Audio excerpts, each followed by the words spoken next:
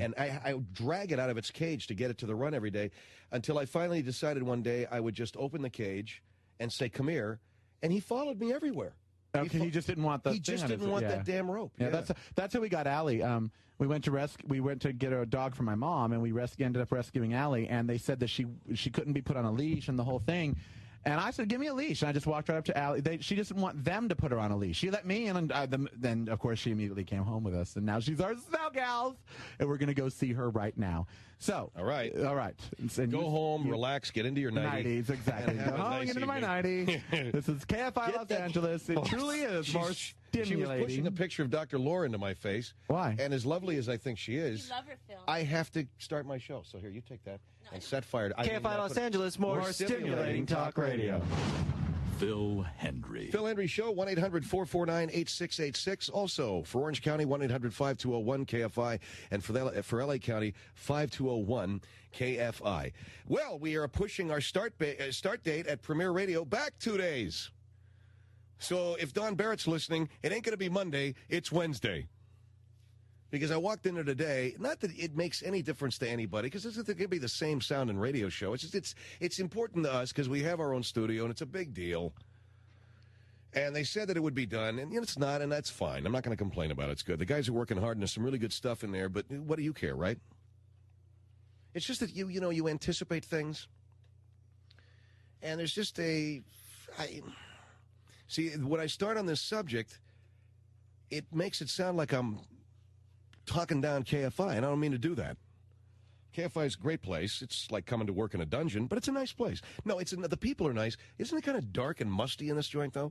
How old is this building? I've asked this question, I don't know, countless times. This is like a 50, 60-year-old building.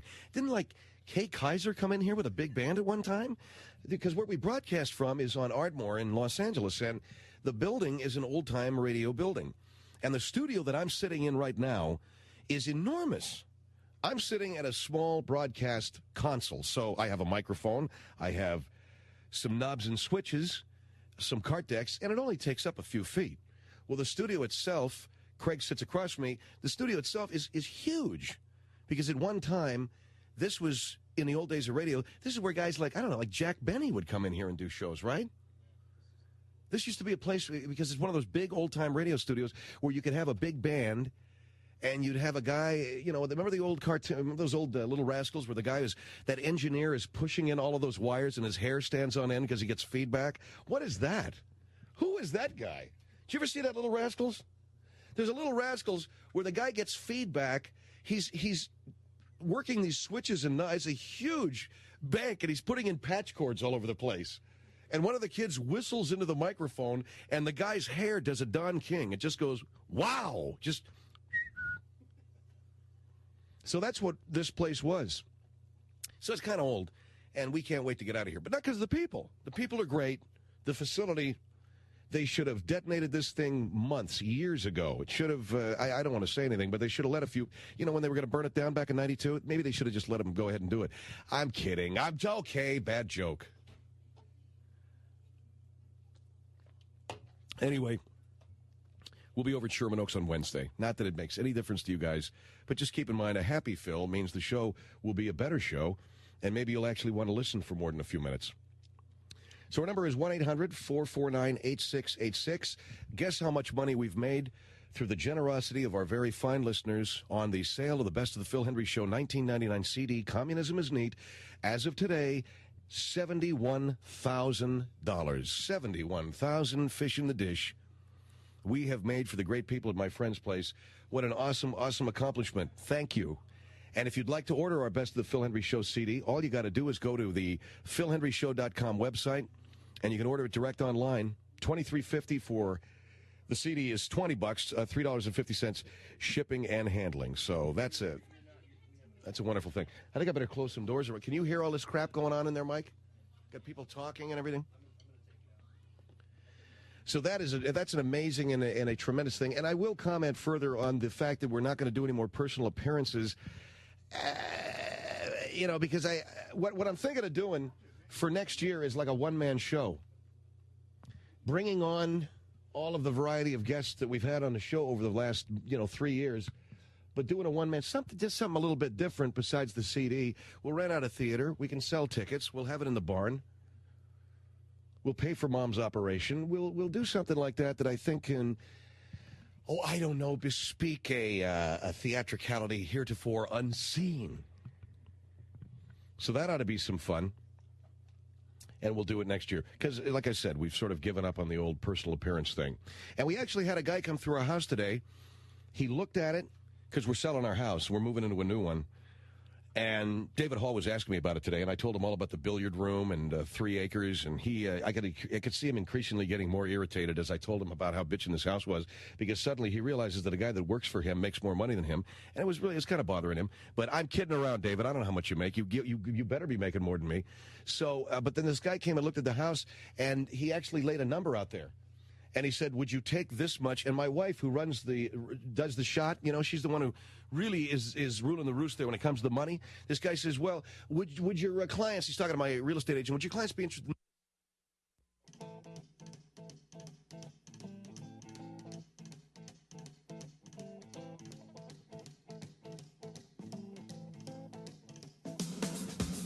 Phil Hendrie Show at 1-800-449-8686. We're not doing any more personal appearances for the CD. That's just the way it's going to be. I don't know why.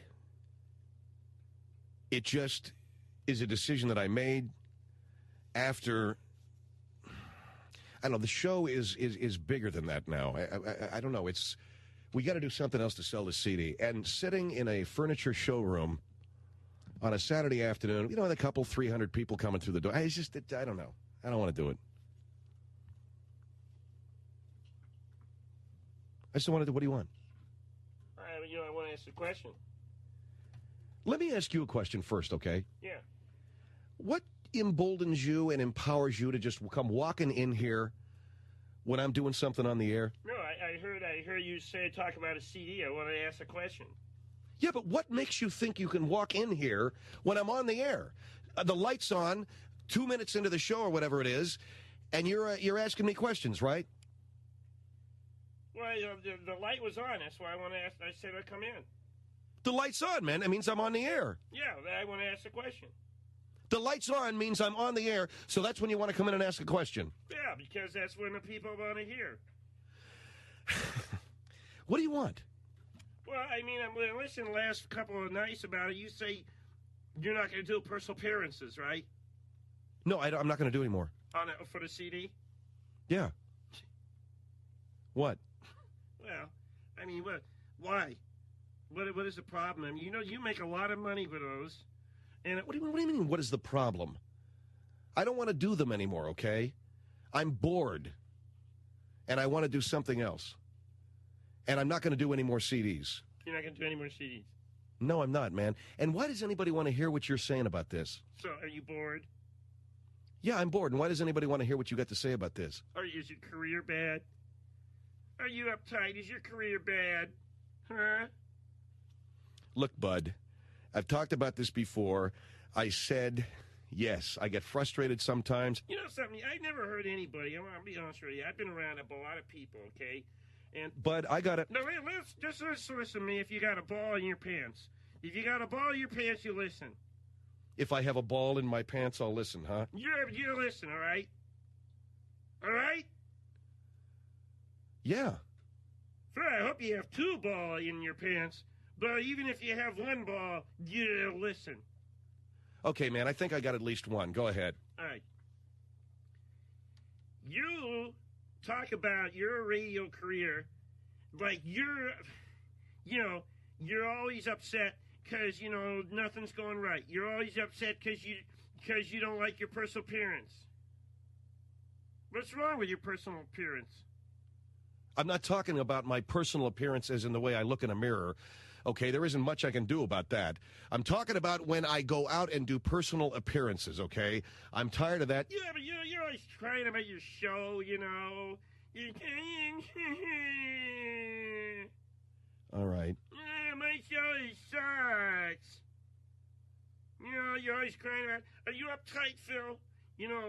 So you can do what you want, okay? You can do what you want. Oh, well, thank you. I can do what I want. You know, I don't think I spend that much time crying about my career or crying about my personal appearances or crying about the CD, and I can't believe I'm starting a show off talking to you about this stuff. I'm simply saying I don't want to do any more of those. You know, Well, yeah, but it's the same thing. You're always crying about it. I can't get my personal appearances. I'm bored. And I don't make enough money for the CD. And not enough people come and see me. You had 300 people who come and see you last weekend. And then you had, how many you have Game Work? I don't know. How many did I have at GameWorks? Yeah, probably about 500-600 people come see you there. You can do what you want, Phil. You know, that's what you're going to do. But I'll tell you, a lot of people around here think you're an a-hole. Who? I'm not going to say. A lot of people around here. What? Around the radio station here? A lot of people around here think you're an a-hole. Because you're crying all the time, bitching and complaining all the time. You're not going to do this. You have people in a market apartment. They work hard to get all your personal appearance, and then you come on a radio and say you're not do no. And then I come on the radio and I say I not do no. You know what I talk about. I came on the radio and said I don't want to do any more personal appearances.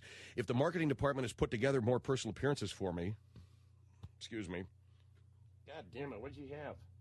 Carl's Jr., okay? Jesus H. I said excuse me.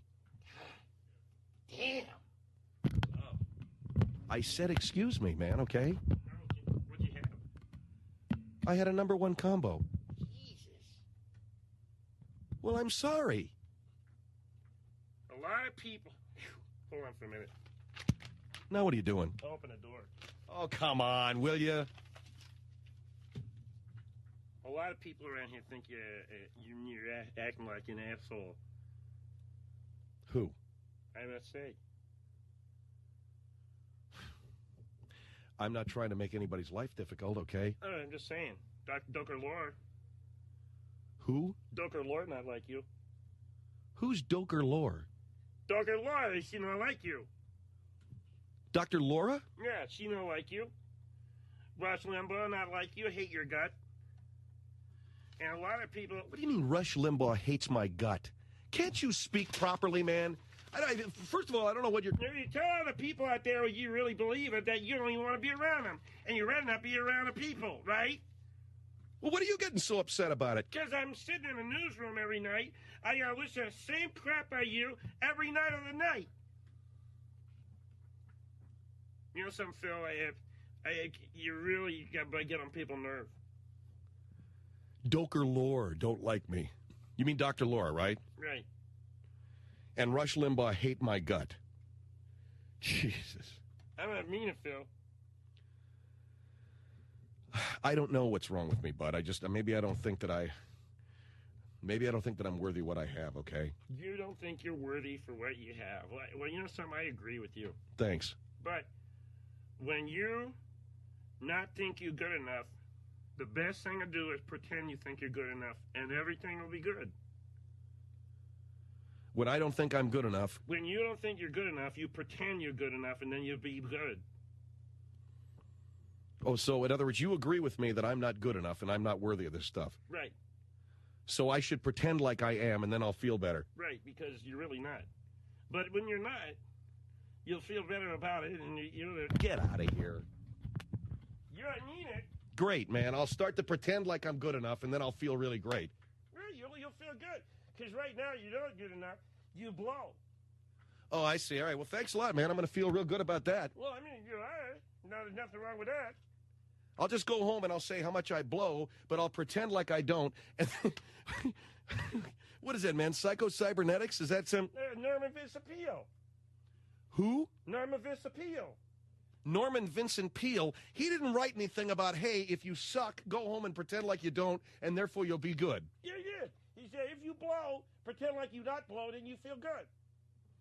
If you blow, pretend like you don't blow, and then you'll feel good. Norman Vincent Peale. Right. That's the best way to be. Doker Lore talk about a lot. Yeah, okay, man. I'll have to check out Doker Lore tomorrow and find out what she's doing on her show. The Phil Hendrie Show. Thanks a lot, bud. Yeah, so in other words, you just moved on, huh? Yeah, man, I'm moving on. I'm moving on, okay? All right. You are an a-hole. Good. I'm moving on. Phil Hendrie Show at 1-800-449-8686.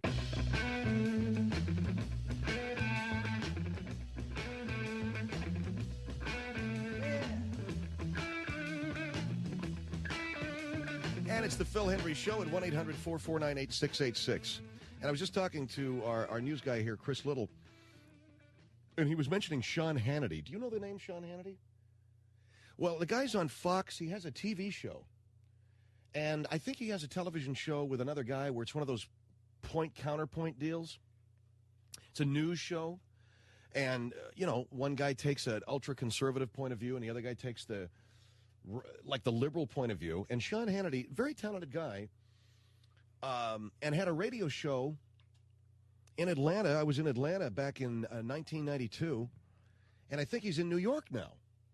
When I was on locally in Atlanta in 92, now we are carried in Atlanta by WGST, and I think back in 92, Sean Hannity was on GST. So I got to know this guy not in Atlanta, though. I got to know him in California when I was at KVEN in Ventura.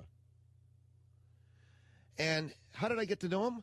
He used to send me notes. He used to send me fan mail, okay? The guy was right out of UCSB. And, boy, Phil, you're fantastic. I think your show is really funny. It's the greatest thing since sliced bread and all this crap. And I'm going into radio, too. I think maybe he was doing something out of Santa Barbara. I'm not sure. But then I got to Atlanta, and I got some more mail from him saying, boy, your show is really funny. It's the greatest thing since sliced bread and canned beer, and I hope to get to meet you. And then the next thing I turn around, the dude's on television. This cat's the guy's on TV, and I think he's got a show in New York, like a radio show in New York.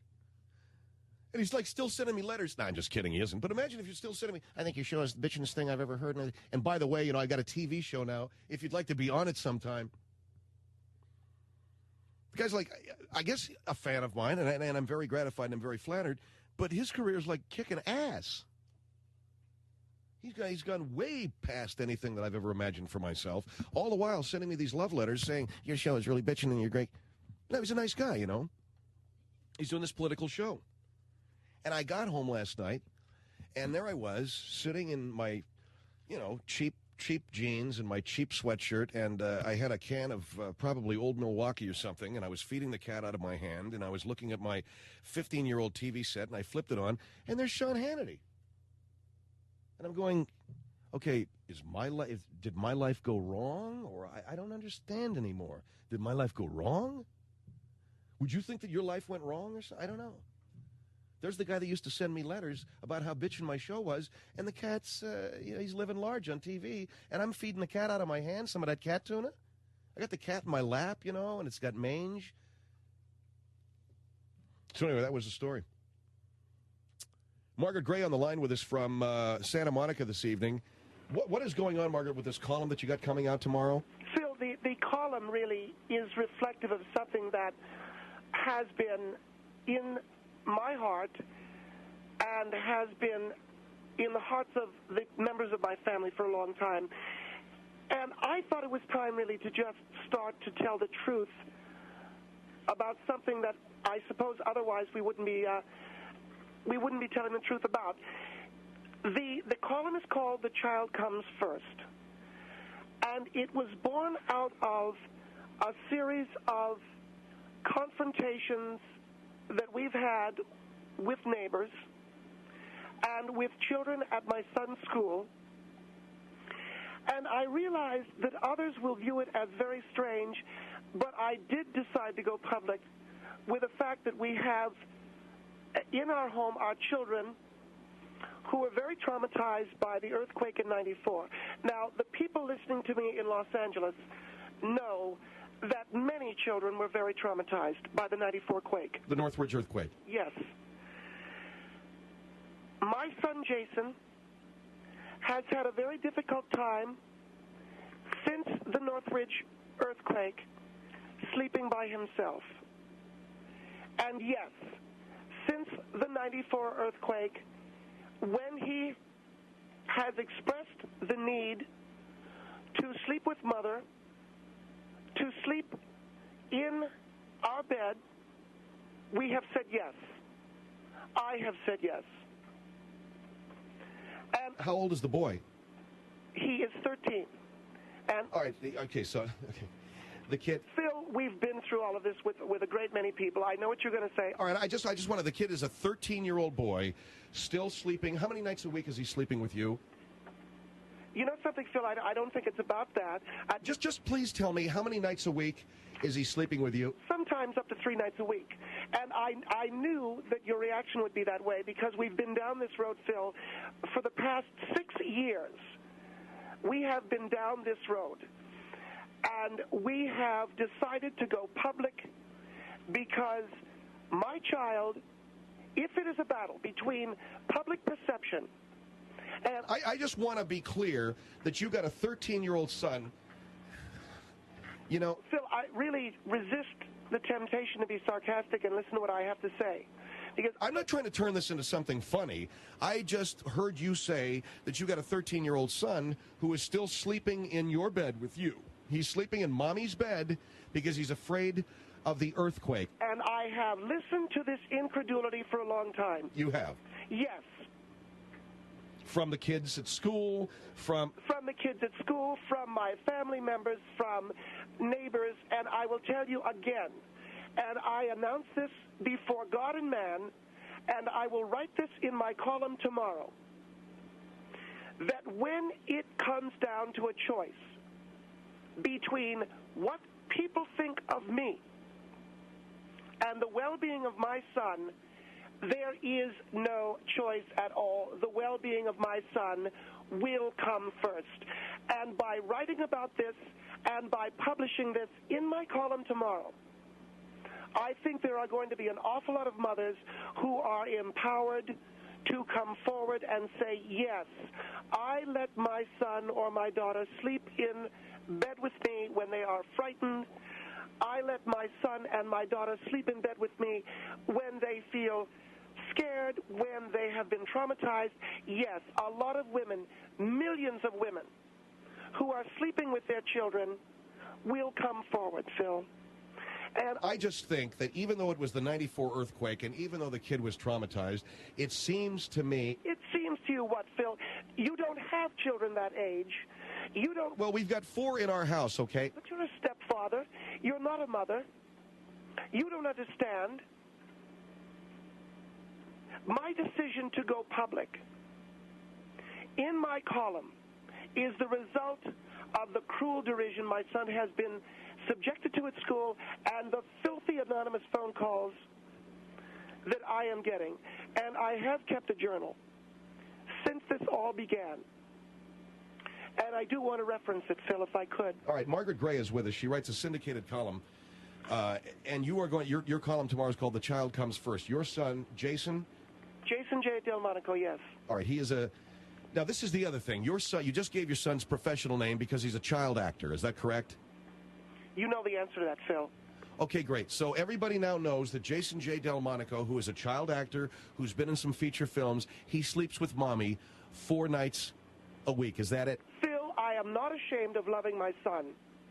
And I don't think we should bring that into question here. All right, well, I'm not bringing it into question, but you're the one who said it.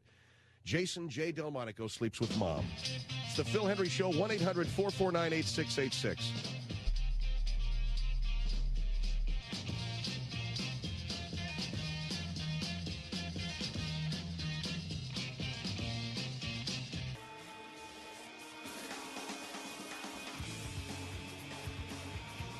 Phil Hendrie Show, 1-800-449-8686.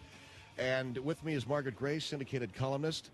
We're talking about her son, Jason, who has been, he's not sleeping with you every night, but since the earthquake in 94, he's sleeping, what, 3 or 4? About 3 to 4 nights a week with us, Phil, because he is very frightened, and it is very natural for a child to want to be with his parents when he's scared.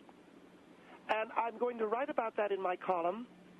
And we are no longer afraid of what people think. And well, I had, during the break, a woman called, and she said she was mentioning Oedipal complex. Boys have the Oedipal complex toward their mothers whether or not they're sleeping with them. And if that woman is afraid that her son wants to have sex with her, then that's something she can deal with. But well, all right. Well, that's I think what's in the back of a lot of people. I'm not saying that's what your son wants to do. I think that's in the back of a lot of people's minds. Oh, I don't doubt it, Phil, and that shows you how really disturbed they are, because you get a lot of people who think it's wrong for a boy to sleep with his mother, and they immediately go to sex, because that's where they live, and that's really how disturbed they are. And you mentioned that you kept a diary. Yes. I wrote the column tomorrow, Phil, from my diary and from the notes that I took in my diary, if I could read some of that to you. Go ahead. January 2nd, this is a year after the Northridge earthquake. January 2nd, 1995, Dear Diary, I know now that my decision is a wise one.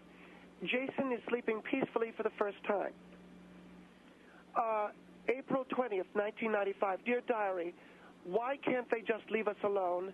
The well-being of my son is paramount. Filthy anonymous phone calls have increased.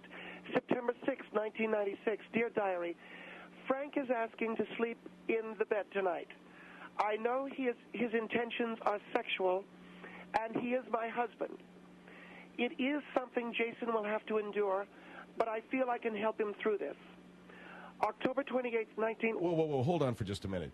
That last entry, September the 6th. Yes. Your husband, this was September 6th, 1996. Yes. Your husband asked to have sex with you. Let me go back to it, Phil. Frank is asking to sleep in the bed tonight. I know his intentions are sexual. He is my husband.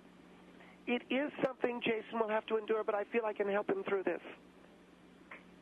What is your question? Did you have sex with your husband, with your son there? Yes, Phil, and the reason... Oh, come on. Now, you're saying that the kid is 13, and he's... We did it quietly, and we did it in a way so as to disguise it. And I spoke to my son about the experience later, and he told me he was fine.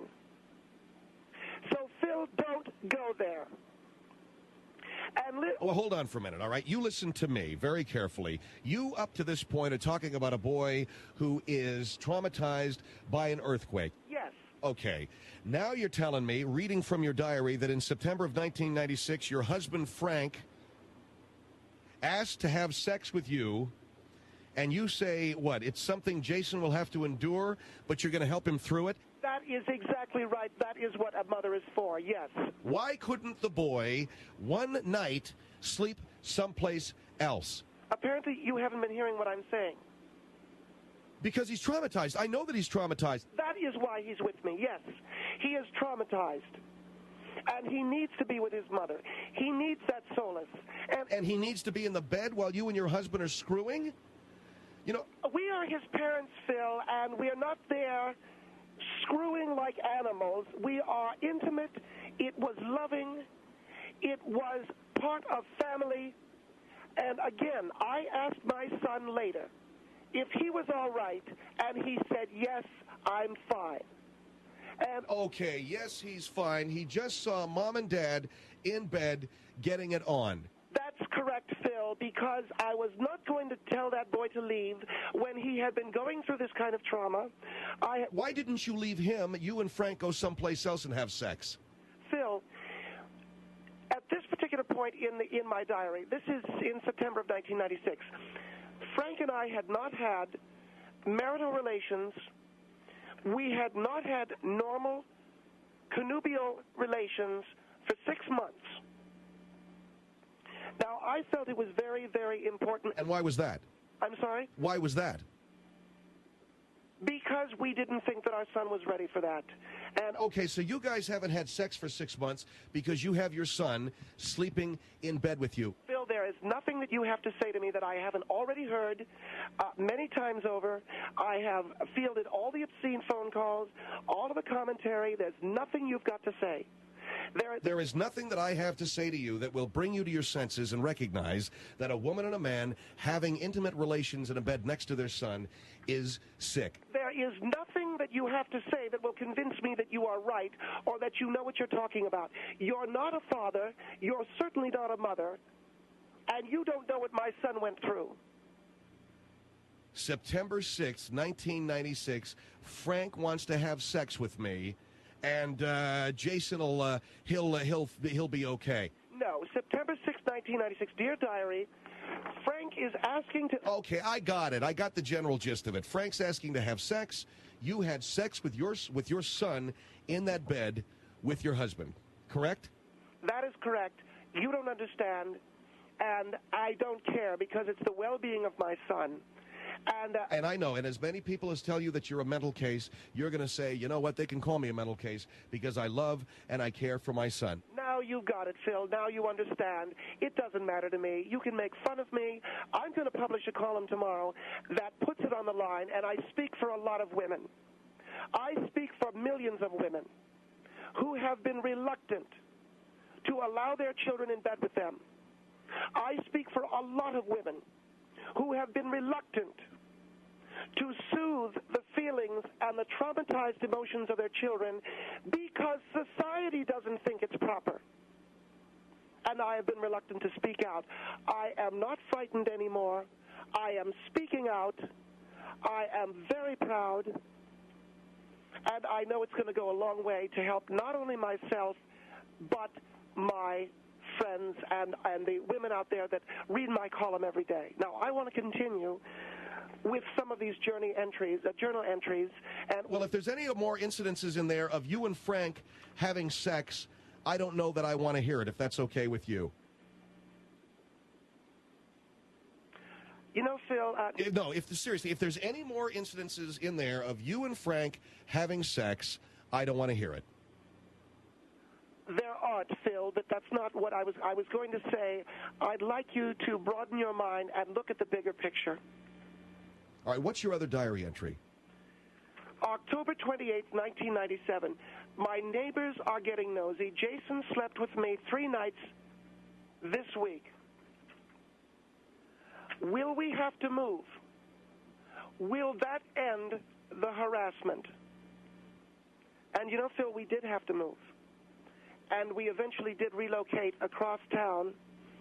We live in Santa Monica now. We were in West Los Angeles, so we had to move across from West L.A. toward the beach. And I can tell you very, very plainly and very honestly that I would do it again. All right, well, we have Margaret Gray on the line with us. She is a syndicated columnist who is talking about her son, Jason J., and you gave his name, didn't you? Yes. Jason J. Delmonico. Yeah, professional actor, child actor, who is your son, and he is sleeping with his mother. And that was, weird enough for me. I wish you wouldn't characterize this. No, I'm going to finish. That was weird enough for me. But then I heard you say that you have your son sleeping with you and that you and Frank had sex in bed with the boy laying there. I'm not fazed, Phil. Okay, I'm just seeing if there is any recognition on your part that that was improper. I'm not fazed, Phil. I love my son very much. And I'm not going to send him out of that bed if it is going to traumatize him. And when you asked your son, was it okay that Mommy and Daddy were screwing? I did not say that. I said, was it something that made you uncomfortable that Mommy and Daddy were doing naughty? And he said, no, I'm fine. And you take his word for it? Yes, I do. I believe the boy, and I also trust in his feelings. How many nights a week now are you and Frank screwing? I really wish you wouldn't call it that, Phil. No, how many nights a week are you and Frank screwing in bed while the boy is laying there next to you? Phil, that is not the point. No, really. How many nights a week are you and Frank screwing in bed with the boy next to you, okay? All right, thank you. Yeah, there we go. That's what I figured that would happen. This thing about sleeping with Mommy and Daddy, I don't want to say anything, but I know people whose kids are still sleeping with them, and they're like, 7, 8 years old. And none of my business. I'm not going to say anything. My wife, Maria, I tell you, she's fantastic. Maybe it's because I'm the evil stepdad, so I think it's wonderful whenever whenever she's shutting the kids down. Of course, I get a vicarious thrill out of that. But she had one of the kids one night. He'd seen a scary movie or something. He's 8 years old. He said, I want to sleep with no, he was 7 at the time. I want to sleep with a grown-up tonight because I'm all freaked out about this movie that I saw. She said, tough, get back into bed. And so, about 15, 20 minutes later, he's up out of bed, he's back, he says, but I want to sleep with a grown-up because I get back into bed, Charlie. And you know what? He worked it out. But hey, if you want your kid sleeping with you, that's one thing. But 13? Because of the earthquake, and oh yeah, Frank hasn't had any in 6 months. Thanks a lot. Can't wait to read the column tomorrow. It's the Phil Hendrie Show, 1-800-449-8686.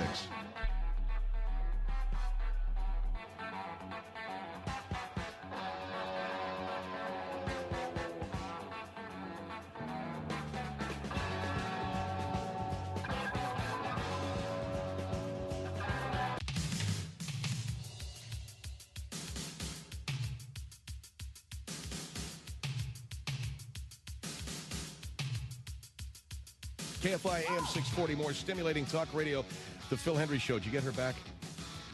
Margaret? Margaret? Yes, and Phil, you owe me an apology. I am sorry if it sounded like I was asking some questions that were improper. As a journalist, You are not a journalist. You're a radio talk show host.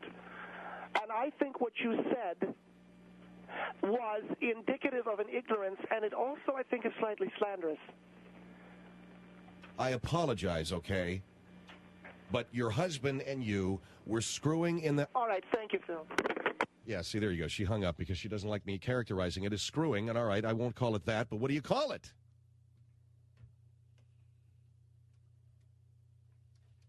What do you call... Get her back on the line, will you please, Mike?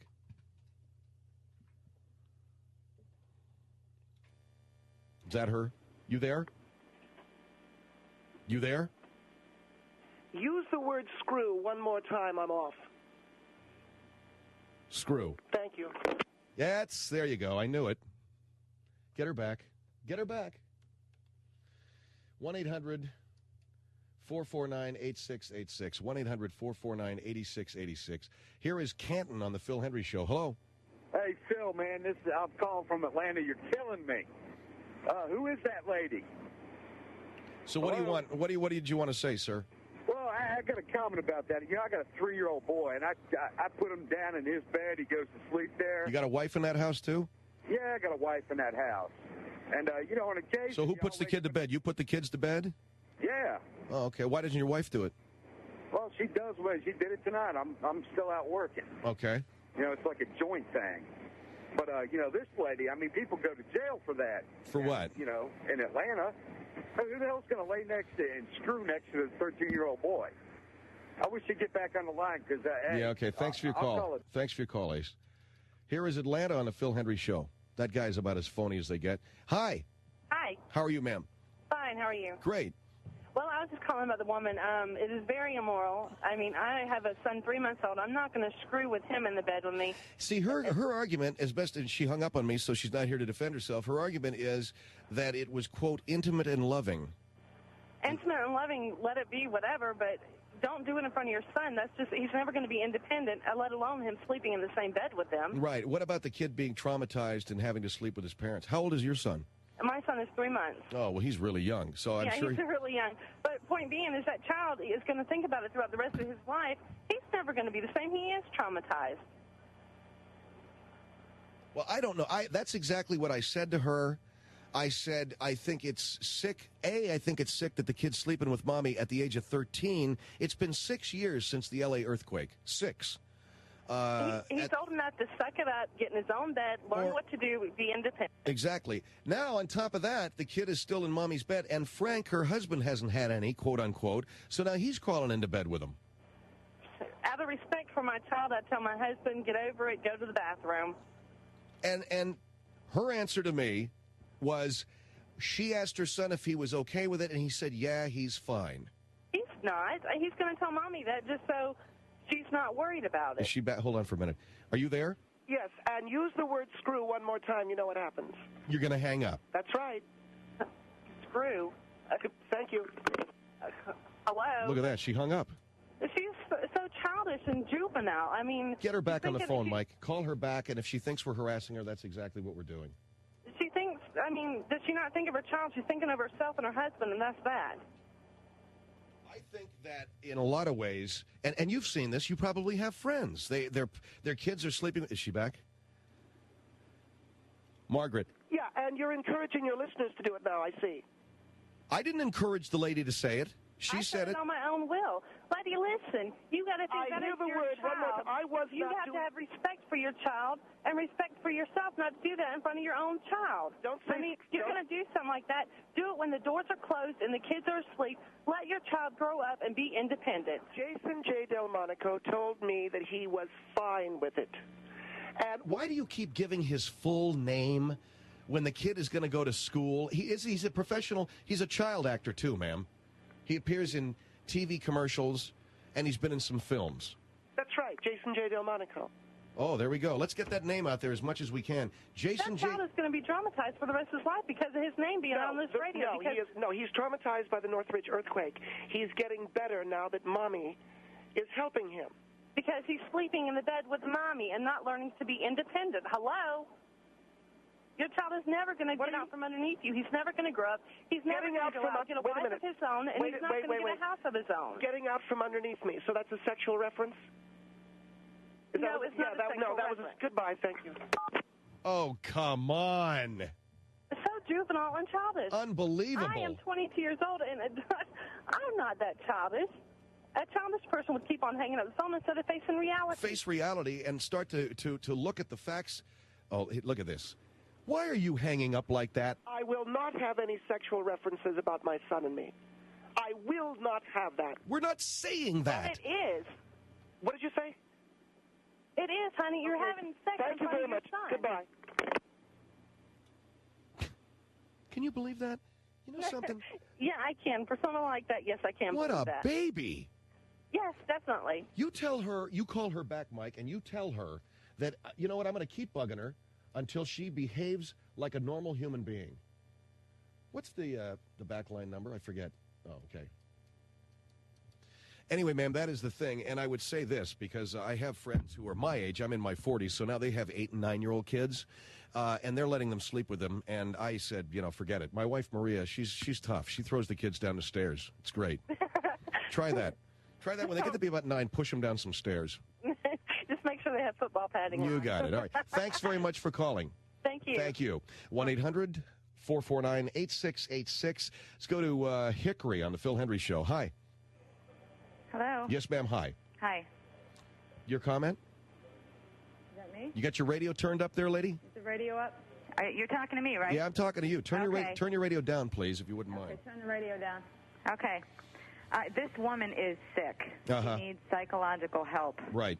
Very much so. Right. And her child is going to need it. Well, I mean, I have a 14-year-old and a 3-year-old. There is no way on God's green earth that they would sleep in bed with me, let alone would I have sex with them. Well, did you hear the comment? She said, what did you think about Mommy and Daddy doing naughty? And he said he was fine with it. Well, not even that comment, Mommy and Daddy doing naughty. That's giving the child, when he's of age to have sexual relations, it's naughty.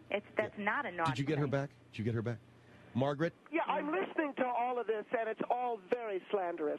Honey, you need a shrink. Let me ask you something. Why do I need a shrink? Did you sleep with your parents? Did your parents have sex while you were in bed with them? Did you sleep with them when you were 14 years old? You say it as if it's unusual. It is, my dear. It is unhealthy. Wait a second. You are saying that if you're spending the evening with Mommy and Daddy and they do a naughty, that it's bad? First of all, I consider it making love. And another thing is, no, well, it is not bad. You're not using the word naughty. Think of what the word naughty means. When your child does something wrong, that's naughty. You don't say those things to a child. You say... What do you say? What you tell your child that having sex is naughty? Because Frank likes it a certain way, and I said, well, that's the naughty way. First of all, your child is 13 years old. Your child should not even be hearing them type of discussion. Hold the line for just a moment. We'll be back on the Phil Hendrie Show. Oh, whoopee-doo. Aren't you dramatic? We'll be right back.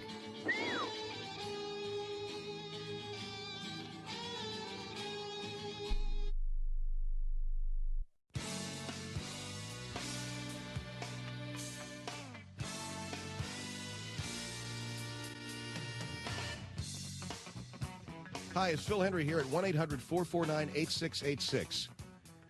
Margaret Gray, what do you want exactly now? I told your producer, Mike Schaefer, that if you want to talk seriously, you can call me. But I am not going to be insulted by a lot of these inferences, Phil. I love my son. He was traumatized by the earthquake. Yes, he does still sleep in my bed with my husband and I. And yes, he's 13. And yes, you're very proud of that. I am proud to be honest. All right, thank you very much. Oh, so in other words, see, she hangs up. So in other words, I can't be honest about it. She's going to hang up on me. Unbelievable. So don't be honest. Just go ahead and hang up. Call her back. Oh, when we have something to say, we're supposed to call her back?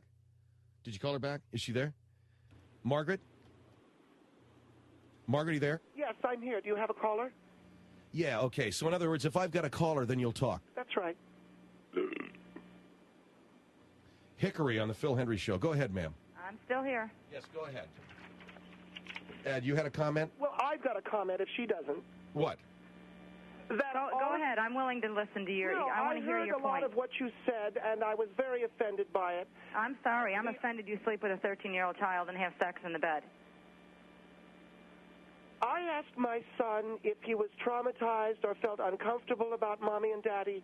He said no. I explained to him what those things are. I explained to him, for instance, do you explain to your children what sex is? No. Oh, no. Yes, children, I do. Yes, I do. What do you mean when you say... what I discussed with my 13-year-old son? You don't care about your children, but I do.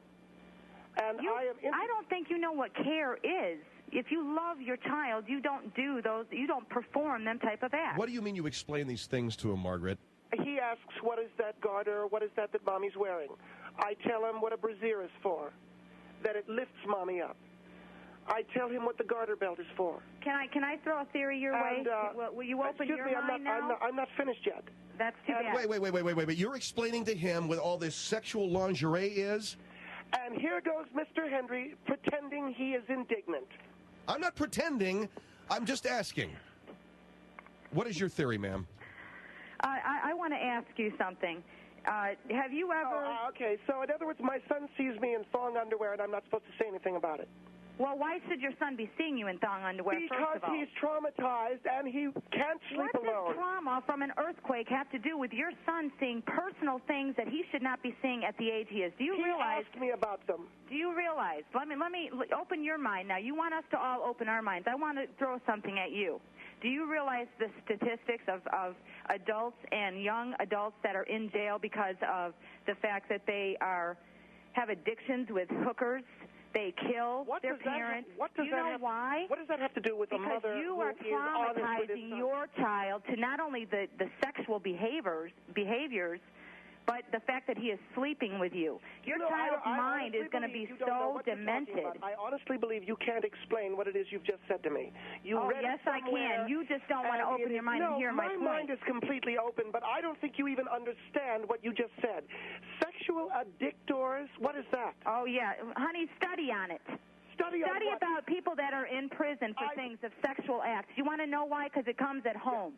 They've seen things that their parents have done. I read all the women's, I'm going to tell you something. Your son is going to grow up. I need to wear. Okay, I read all the women's wear dailies and the red books. I read psychology manuals. You need help yourself. You don't understand psychology. You need help. Do you know how many children have walked in on their parents? I have a 14-year-old and a 3-year-old, and I would never dream of sleeping with my child, let alone having sex in bed with my child there. I have respect for my child and myself. Even if you're explaining what a brassiere is for. You know what? Explaining what a brassiere... At 13, I am not going to sit there. I'm going to tell you what I discussed with my 13-year-old. If he asks you, Mommy, what is that that's lifting your... You asked me a question, let me answer it. Let me tell you what I explained to my 13-year-old. Listen to you. That's right. Because I'll tell you what, if you were in front of me right now, you would not be standing, okay? I think you are very demented. Physical violence now. Oh, yes. Mm-hmm. You need to be slapped. I'll tell you that. And you also, I'll tell you what, I wish I had a way the state to come in, because it's people like you that don't deserve to have children. That child is going to grow up so mentally screwed up. Well said, ma'am. Okay, since you're ganging up, good night. Oh, come on. Have more guts than that. That is one unhealthy woman. I'm going to tell you that right now. She's very unhealthy. She is not stable. I explained to him what a brassiere is for. Okay, ma'am, thank you very much. I'm not going to keep putting you through this. I appreciate it. I think you made some very good points. I don't have a problem with it. All right, I think you made some very good points. All right, Thanks very much. Get her back on. No, I ain't going to let her get away with that. 1-800-449-8688. Here she is. Hold on for a second. Watch this. She'll hang up on me again. Margaret, are you there? Yeah. Do you want to gang up on me and say that I'm mentally disturbed or anything? No. I wanted to ask a question. Because I'll hang up again, Phil. Oh, I know. You've demonstrated your ability to hang up very, very well. I just want to ask a question. So you're explaining to him what a brassiere is for? Yes. Is that so? That's wrong, too, in your book. And what do you say to him? I say to him that this lifts up Mommy's milk bottles. What? I don't understand what the question is. Oh, you explain. Okay, thank you. Well, what? Oh, come on. I wanted to know. I wanted you to enlighten me. They lift up Mommy's milk bottles. God.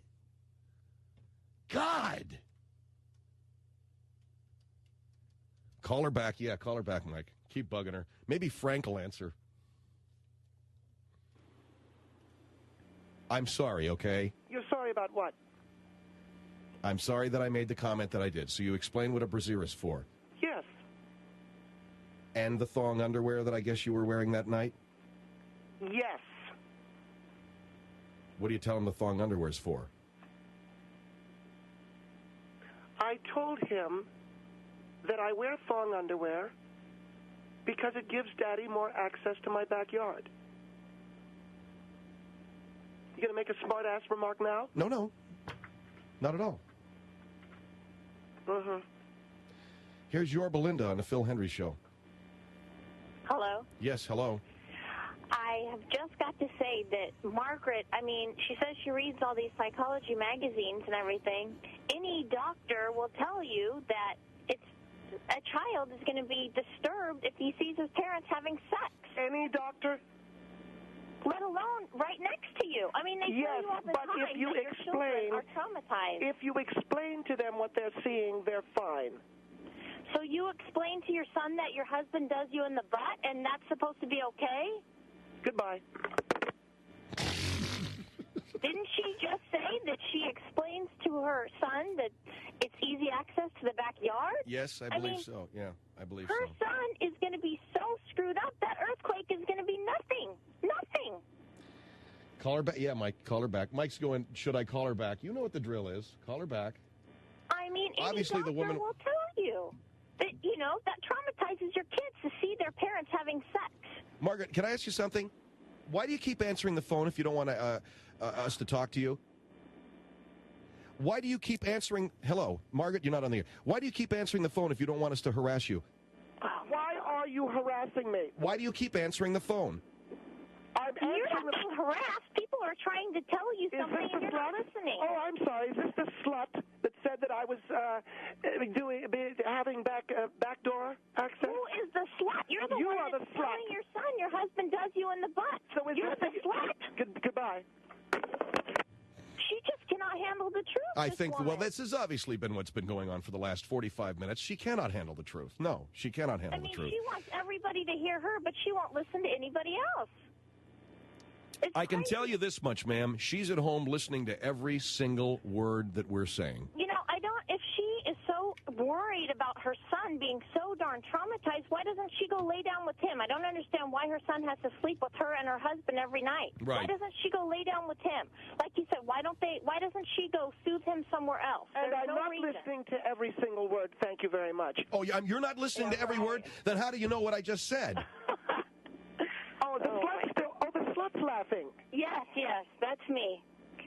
You are crazy, lady. I will file a multi-million-dollar lawsuit for slander against you, Mr. Hendrie. Lady, you know what? I've been sued. I've been sued before. You go right ahead and you sue me for slander, okay? Why don't you go lay down with your son in his bed? Why do you bring him to your bed? Why don't you go soothe him in his own bed? What's that? What is that noise? What noise? What was that I just heard? The lady from Yorba Linda. Goodbye. What was that noise? All right. Anyway, thank you for you. It was a very good call, ma'am. I appreciate it. I have to run. No and rest assured that she's hearing every single word that we're saying. More access to the backyard. Phil Hendrie Show, 1-800-449. That's a good, how about a bumper sticker? Phil Hendrie, more access to your backyard. Anyway, 1-800-449-868.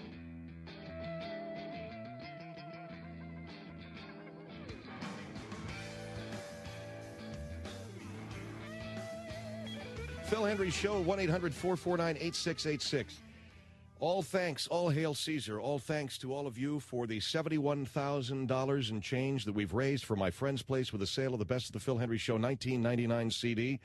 And it's available now online at philhendrieshow.com. That's philhendrieshow.com. Just go to our website, click in the appropriate places, and you'll be there. You'll be at the spot that it's going to get you that CD. It's the Best of the Phil Hendrie Show 1999 CD. Communism is Neat. We also have a 98 and a 97 available, and it may be available there at the website. I don't know exactly what they put up for sale on the website. I think we got a few 97s left, but you could get the three if they're available, and then you have a nice set that kind of, if you're brand new to the show, kind of gets you into what it is that we do around here. So click on over, philhendrieshow.com. I'm told by our great webmeister that a new design is going to be up and running sometime next week on our website, and we'll have a brand new design in place in 30 days. And it's not that we don't like the work of Fresh Ground, but thanks so much, and we'll see you around. No, I shouldn't have said that. Nobody knows who Fresh Ground is. Do you know who Fresh Ground is, Craig? Well, they're good. They're good. No, they do web design. They do good web design for some people, just not us. Now, they're fine. Everything's great. Everything's beautiful. I love them, and they're great. They're very professional. 1-800-449-8686. Now, Barbara Streisand, who said a single you know how I know her name? Because I did a Barbara Streisand special for Westwood One many, many, many years ago, and I said Streisand. And, you know, I was working, I wasn't very happy with my job, so I was mumbling her name, and sure enough, the producer got pissed, and she was upset, apparently, because I mispronounced her name. We had to go back in and recut everything, because I said Barbara Streisand, and it's Barbara Streisand. And it was the beginning of the end for me in a lot of ways. In many, many different multicolored levels and ways, it was the beginning of the end for me. So anyway, she said, by the way, Barbara Streisand, who set a single concert box office record on New Year's Eve, says she's performed her last song for the masses. This is the last time I'm going to do any kind of concert, she told TV Guide.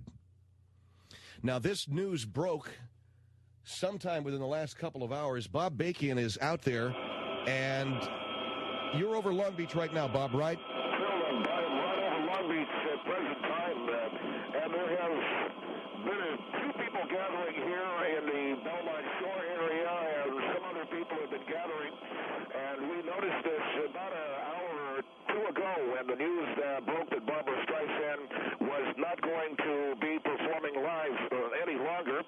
We immediately got airborne, and we were able to access this crowd of people that has gathered here near Pine Street in Long Beach. The group of people gathered, as I said, a couple of hours ago to talk about Barbara Streisand not performing anymore. And this is what we got. And I think it's great too. What do you think? Well, I think it's something that we have wanted for a long time, and God damn it, thank God is all I can say. Thank God. And we heard the news that Miss Streisand is not going to perform any longer, and the only thing I could do was just run out of my house and thank Jesus and God and everybody. And you can see all these people. We have been out here since about 4 o'clock. Your turn? Yeah, we've been out here since 4 o'clock since I got the news. You get it? Yeah. I got the news about Barbara Streisand not performing anymore, yeah. I feel fantastic, yeah. Right, we're very happy that she's not going to perform any longer, and it was insufferable, so... You join these people? Yeah, we saw all the people out here, and we saw them dancing and celebrating the fact that we were never going to have to see her fat ass on stage any longer. So it was just great. So as you can see, Phil, a lot of people celebrating this news from Long Beach. This is Bob Bacon, and reporting to Bill Henry Show. Okay, Bob, can I ask you a few more questions? Sure. So what are you telling me? I got the word that you wanted to go on the air about 20 minutes ago. You're telling me that they're out in the street celebrating that she's not going to be... That's basically the thing. And you can hear the people out there, the redhead. Yes, Hendrie. I can't stand Barbara Streisand. What do you think of that? She's not going to perform any longer? Is that what you said? She's not performing any longer? Right. Thank Christ. Thank you, Jesus. There you have it, Phil. That was some of the comment. We got impromptu comment from people on the street. This is Bob Bacon, but Buddy. What? Bob Bacon, bury it. Bob Bacon, bury it? Thanks. Okay, are you done? Yeah, that was my sign-off. That was your sign-off, huh? Just say it again so I know that what you sound like when you sign off. All right, so that's the news from Long Beach. This is Bob Bacon. Bye-bye. Oh, I got it. Okay, Bob Bacon, bye-bye.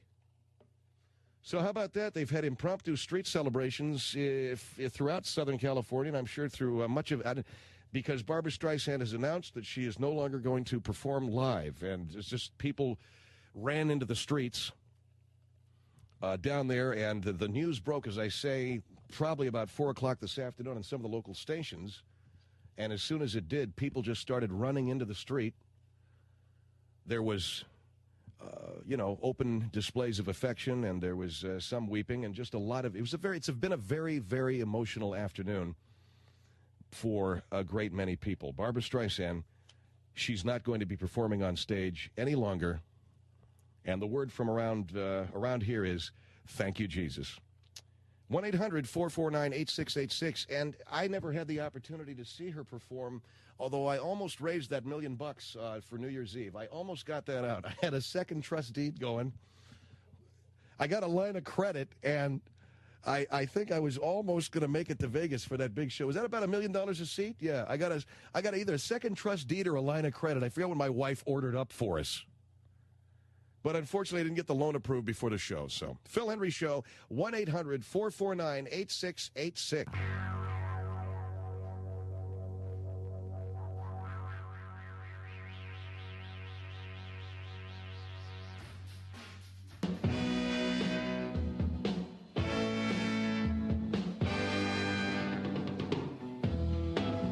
Ladies and gentlemen, Barbra Streisand. I'm gonna wait till the midnight hour. I'm just kidding. Okay, Phil Hendrie Show, 1-800-449-8686. Now, I got a question, and maybe you got the answer. Where I'm moving, all kidding aside about my house, people, I've been talking about it. There have been rumors running around. We're moving to a new house. I got to get a house. There's 4 kids. Come on. 6 of us. So we had to buy a bigger house. Now, but where I'm moving, see, here's the trade-off, okay? I got a bigger house, but I'm in a canyon. I'm out in this undeveloped canyon area. I'm like a homesteader. Seriously. And it's one of these places where the landscaping isn't done yet. So have you ever seen, those of us who are, whose parents, for instance, those of us in our 40s, let's say, whose parents moved into those brand new subdivisions back in the 50s, those post-war subdivisions, and it was a house, and it was a driveway, and it was dirt. They were almost like, you finished the house. I remember they had ads on TV. You finished the house. Move to beautiful Big Bear Lake.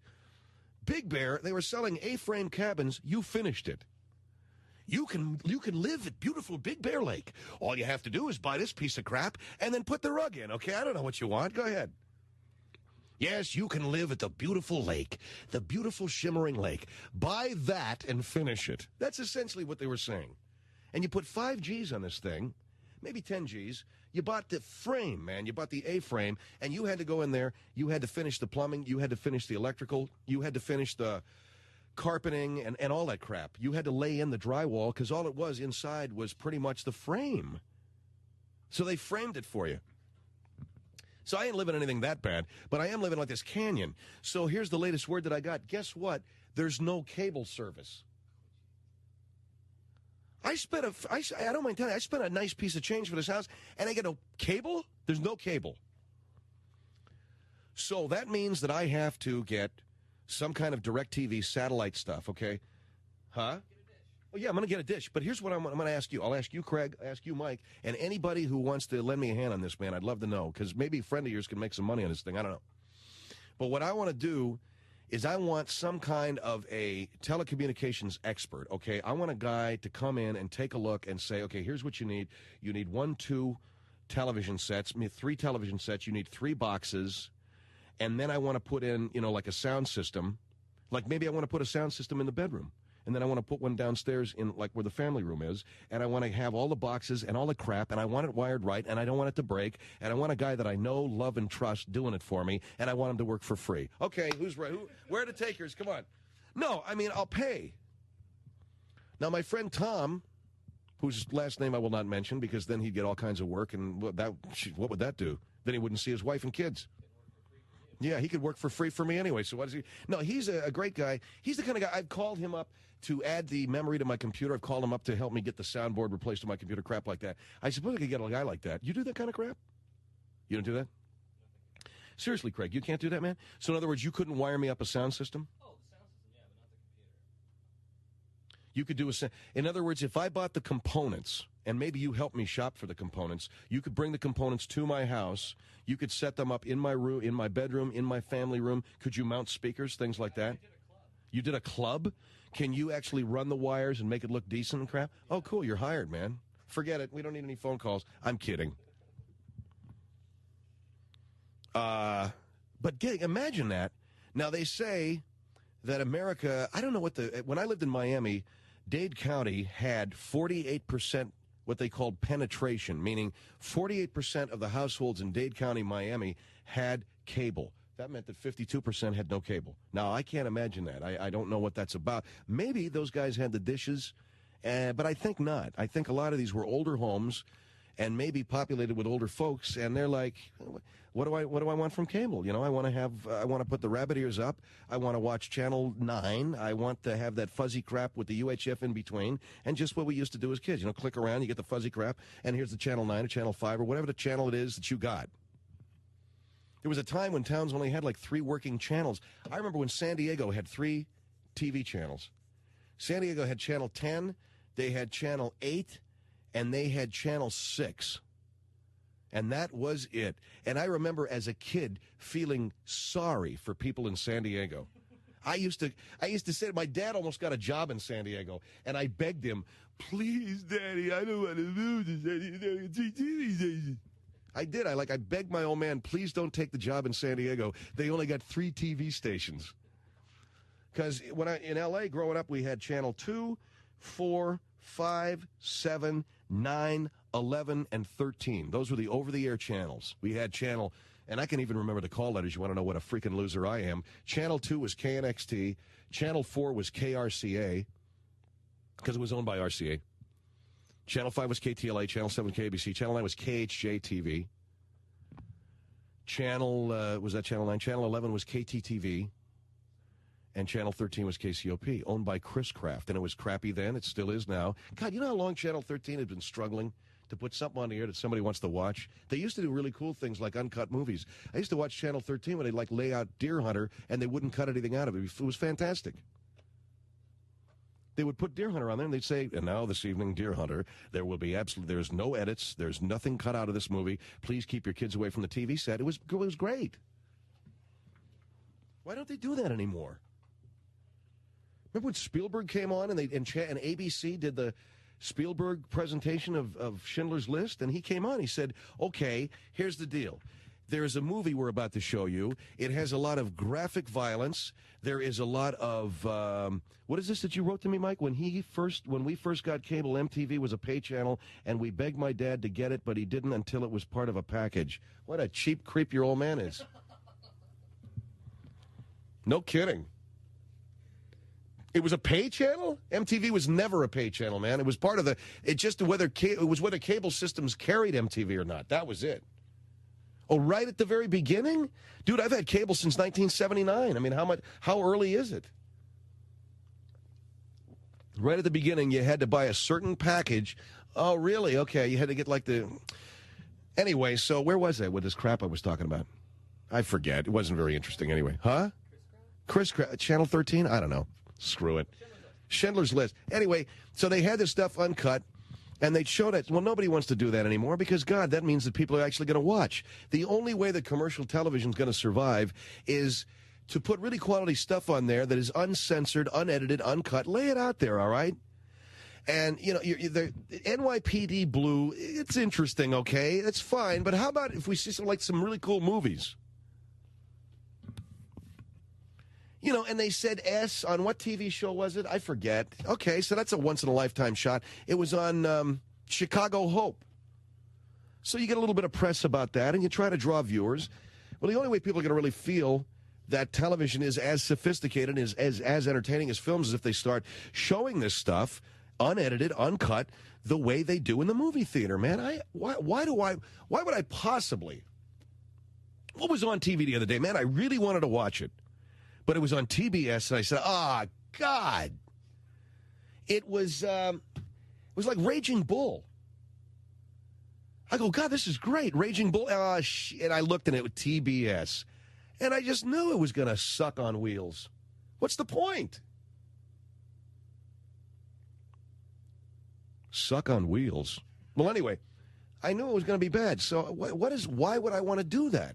You're going to go down to the video store and rent it. A friend of mine, he likes to watch Godfather when it's replayed on USA Network. I go, why, man? Go to the store and rent the real one. He goes, I like to watch it when I know everybody else is, too. What? So he's going to put himself through that. French Connection was another one. So I don't want to watch that. I ain't going to watch him. That's all there is to it. And I probably, thank God I'm moving to where I'm moving, because I probably never would have gotten satellite dishes if I hadn't moved into some rustic, desolate ravine. That's where we're moving. Where all the other houses are, well, man, it's the same deal. So what you're telling me, Craig, is you'll come with me to buy the components, you'll set up my sound system. Can you put outdoor speakers in too? How come you don't know anything about computers, man? You get the little rock, you can do the thing with the rocks? Oh, get a load of that. He'll put a speaker in a rock. And you don't know nothing about computers. That's a very unusual thing. Okay, well, screw it. I don't care.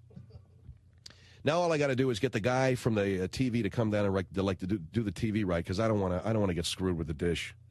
How many dishes do you need for how many different TV sets? One dish and as many boxes as TVs. And so 3 different televisions can be watching 3 different things off the same dish. Because it's 3 different, you got to have 3 different boxes. So what's that going to cost me? Is it going to be 3 times the charge per month? Yeah, and then they charge you an extra for each additional box. Then you charge, so what's it going to cost me per month to have 3 boxes? $100. God. But with me being in broadcasting, it's all a write-off. It's all a write-off. That's the only, I can't recommend this gig really I love my work, but I would only really recommend the job for one very concrete reason, and that is if you work in broadcasting, then technically purchases of television sets, cable systems, computers, all of it's a write-off.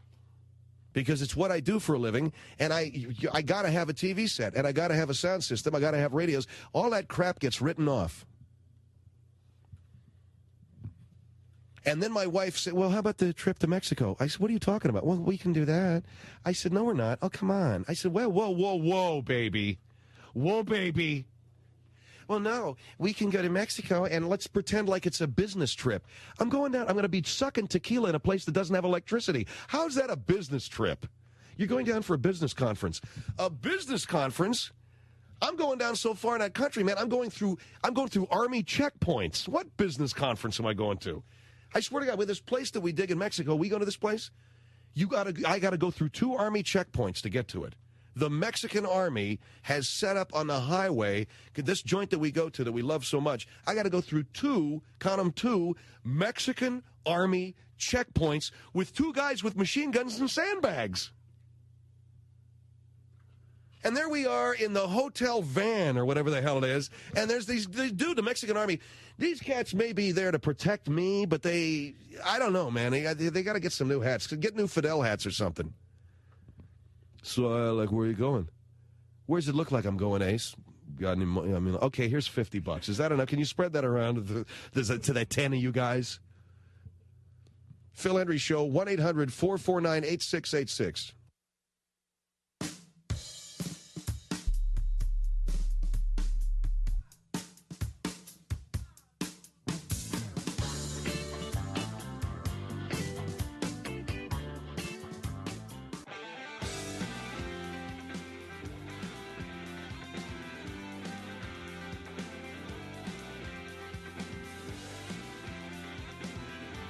Phil Hendrie Show, 1-800-449-8686. South Pasadena on the Phil Hendrie Show. Hi. Hey, Phil. How you doing? I'm doing great. How are you? I'm terrific. Thank you. Well, I'm laughing, and my son and I are driving in the car, and I'm listening to you, and I'm just laughing because my husband went out. He had to have DirecTV. Right. We got a friend that lives out in the middle of nowhere in Idaho, and he's got DirecTV, and my husband said, I got to have it. I got to have it. Uh-huh. $1,000. Oh, my God. $1,000 for what? For the dish, and then the 4 hookups for the family room and our bedroom and the kids' bedroom. So everybody's got it in their own room. And, it's a big fight because everybody wants the big screen 36-inch television in the family room. So they're arguing about what they're going to watch and who's going to watch it when. This house we moved into has got a cabinet for a 36-inch screen in a family room. Yeah. And it's also got a cabinet for a 36-inch screen in a room that's called a bonus room where the kids go. Well, that's a good idea. That's a great idea. Yeah, put them in there with a Nintendo and get on with life. And then let's get on with our lives. Yeah. Now, my question is, how much does a 36-inch screen TV set cost? If I sound ignorant, I am. It's another $1,000. That's great. Sure. Okay. Why not? So just so I can sit on my fat, ever-widening ass to watch TV, it's going to cost me, what, $5,000 to get in on this deal? And then you got to have, like, the major controller, the clicker. God, what an incredible... And you got to have it. You got to have it. Of course, as I said, it's all a tax write-off for me. This is what, I know. Well, lucky you, but it's still a cash flow problem because then it's $90 a month for DirecTV. Oh, God. For all 4 boxes? Sure. Well, you know what? Oh, boy. 4 boxes, huh? But, life is good. Yeah, I'll tell you this much. I don't need 4 boxes. I need 2. One in the family room, one in the kids' room. You know something I don't do? I don't watch TV in our bedroom, up where Marie and I are. I don't watch TV there. No. I don't, I can't, first of all, it's uncomfortable to sit in bed. You got a VCR up there? We have a VCR, and I read. When I go to bed, I read myself to sleep, you know? There you go, because it's about 2 pages, and that's about all. And that's it, man. Out go the lights, and I'm asleep. So I don't need that. I'll sit and watch football in the family room or something like that, or I'll watch with the kids. But I'm not really doing all this. So, I think I'll save myself the time and the trouble and only get 2 boxes, and I won't be spending $8 billion like you did in South Pasadena. Yeah, no, what can I say? Which, by the way, I lived in South Pas for a while off of Highland, off of Avenue 42 up there on the hill. Sure. Beautiful. And that was like it didn't have cable service for a while. That was creepy. I don't think they still probably don't. Yeah, it was gone. It's it was out kind there. Of place. Okay, well, thank you. Your show is great. I love you. Well, you're very nice. Thank you, ma'am. Take care. Okay, bye-bye. I lived in the part of South Pasadena, Los Angeles, the L.A. area, you guys, those of you listening around the country, and many of you may know this, I don't know, and it's probably true of many cities. I've lived in Atlanta, I've lived in Miami. You go outside of Los Angeles not too far, and you're suddenly in the middle of Yosemite Sam country. I mean, you had some nut with a mule will come out of the mountains with a tin pan and go, in other words, he's mad because he hasn't had water. You have people going mad because they don't have any water, living within 3 miles of downtown. And they didn't have no cable. So I'm up there. I'm going, what am I supposed to do now? Well, you've got a very beautiful view here, sir. And, yeah, beautiful view. So all the more to just watch as I'm throwing myself off the back out of the window here. There's a nice view, man, as I'm sailing 60 feet into the ravine there because I ain't got no cable. Anyway, who needs the cable, right? We ain't got it out there, and we don't want it out there. Laguna Niguel on the Phil Hendrie Show. Hi. Hey, Phil. I'm a big fan of yours. Listen to you every night. Thank you very much. I got DirecTV to see my Pacers every night, and yeah, it's $5 extra a box you have a month, and if you want all the channels, it's like $90. But I don't know how she got charged $1,000. I mean, I got the best dish right now. That sounds nuts. It has like Dolby Digital and everything. Yeah. And it was like, what was it? Do you rent this equipment from the people? No, you have to buy it. You don't buy it from DirecTV. You buy it from a retailer. I thought DirecTV would rent you the equipment. No, Prime Star, you could rent it. Oh, no, I don't want that crap. Yeah, I hate Prime Star. Yeah. DirecTV, you buy it from like Circuit City or something. So I have to buy the dish, the one dish. Yeah, just one dish. And then I go to DirecTV and I say, I've got the dish here. Come on out. Will they hook it up for me? No. Oh, you hire an installer. You hire an installer from DirecTV. That's what we did. We hired an installer from the outside. They charge like $250. No, my man says that DirecTV will hook it up for me. Oh, I don't think so because that's not for us. Maybe they have a special deal. They got a package. Do you work for DirecTV? No, I'm just Okay. 15. I think that they, Mike Craig's telling me that they've got a package and they will hook it up for you. Oh, well, when I got it, we had to get it from the outside, $250, and they charged like $100 extra per receiver. What are you doing, man? You playing video games? I'm on AOL, and this stupid keeps on messaging me. This dumbass? Yeah, he's probably the dumbass is best. He's saying, right now. I can hear you on the Phil Hendrie show right now. Like we don't know already that we got it. Okay, we understand. You can hear him. Yeah. All right, man. Okay, thanks, Phil. Hey, the Pacers beat the Lakers the other night, which was kind of interesting. Thanks for calling. Yeah, thanks. Bye. By the way, all that nasty crap that I was saying about Phil Jackson and the Lakers before the season, because I didn't have anything else to talk about, by the way, I didn't really mean it when I said that I didn't think that Jackson had a snowball's chance in hell winning a championship with the Lakers. And frankly, I still don't. But you know what? Boy, what an exciting team these days, huh? What an exciting team! What an exciting streak! It's a beautiful moment to watch these guys whipping off that 16 in a row. They got beat by the Pacers the other night, which is good for that guy that just called. And I guess they've won like 3 more after that. Too bad I'm a Miami Heat fan. Here's San Diego on the Phil Hendrie Show. Hey, Phil. Hi. Hi. San Diego. Phil, can you hear me? Yeah, I'm right here. I'm on a cordless. You're on a cordless. All right. Breaking up. You win. Yeah, I'm right here, buddy. Just a second. I got all the information you need. But you're on a cordless. Well, yeah, I'm on a cordless. The cordless phones are great. The problem is you can't hear the guy on the other end. But other than hello? Yeah, he hung up. Great. I got all the information you need, but I'm on a cordless. I'm going to hang up. And I was just doing shtick anyway, Phil. What'd you think? Was it funny? Not quite, sir. 1-800-449-8686. So, $1,000. So wait a second. I got to go buy the. See, I can't. I got to have one-stop shopping, man. That's how lazy I am. Not how lazy. That's how stupid I am. Let me see this. Radio Shack. But Craig, if I go to Radio Shack, I got to get the. I got to have the guy tell me, is this the dish that DirecTV? They'll tell me that. Yeah. Are there different kind of dishes that DirecTV can't use? No, they each have their own dishes, I think. DirecTV has a dish, so I got a Radio Shack. This is the DirecTV dish. I buy that, then DirecTV will come out and they'll hook it up for me, right? You can get a package. Well, like either one of their contractors will come out too. Radio Shack? Yeah, one of their contractors. Well, what if Radio Shack screws it up and the guy from DirecTV comes out and goes, did you have Radio Shack do this? And I go, yeah. Oh, come on, man. I got to take it down and do it all over again. It's not that hard. We did it at my friend's house. I don't want to do it myself. I want to have a guy do it.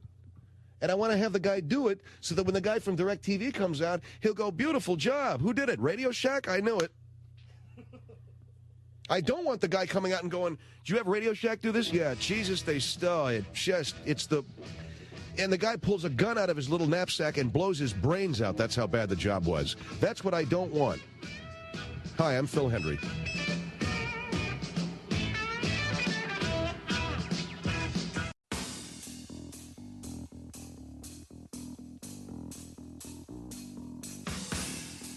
Blah, blah. Yep. Phil Hendrie Show, 1-800-449-8686. I got it figured out. Here's what I do. I have Craig Taylor, who's the engineer, who is the technical director now, since we're syndicated, so he ain't no engineer no more. He's a technical director. All it means is the guy's still putting his pants on 2 legs at a time like he used to. 2 legs at a time. And he's down on his back soldering crap. I have my man Craig. I pay him to go out and buy the crap for me. How about that, Craig? So I can pay you a fee to go over to, let's say, Circuit City, get the stuff I need, boom, and pay you for your time coming out to the house and looking at the house and knowing what the hell it is that you need to get, then you go get the crap. I'd hire you, Shafe, but you don't know nothing about it, do you? No, okay. He's shaking his head like, I got a wife now, man. I can't do this, I can't do nothing like that. Boy, I'll tell you, marriage, ain't it something? I remember I used to give my friends, a hard time when they were married. He said, well, you coming out to play some cards? You want to go a football game, whatever? No, I can't do that. I'm ironing a jock strap this weekend. I'll never forget a very good friend of mine. I gave this guy endless crap. He actually said this to me. I said, do you want to go play cards? I can't. I'm painting the curb this weekend. Painting the curb. This guy's wife had him out there painting new numbers on the curb. You ever done that? You ever had to do that? Would you do it? Were you called on to do it? I got to go out and paint new numbers on the curb. So I gave him endless grief, and now here I am. And one of these days, won't be long, probably next week, I'll be painting numbers on a curb somewhere.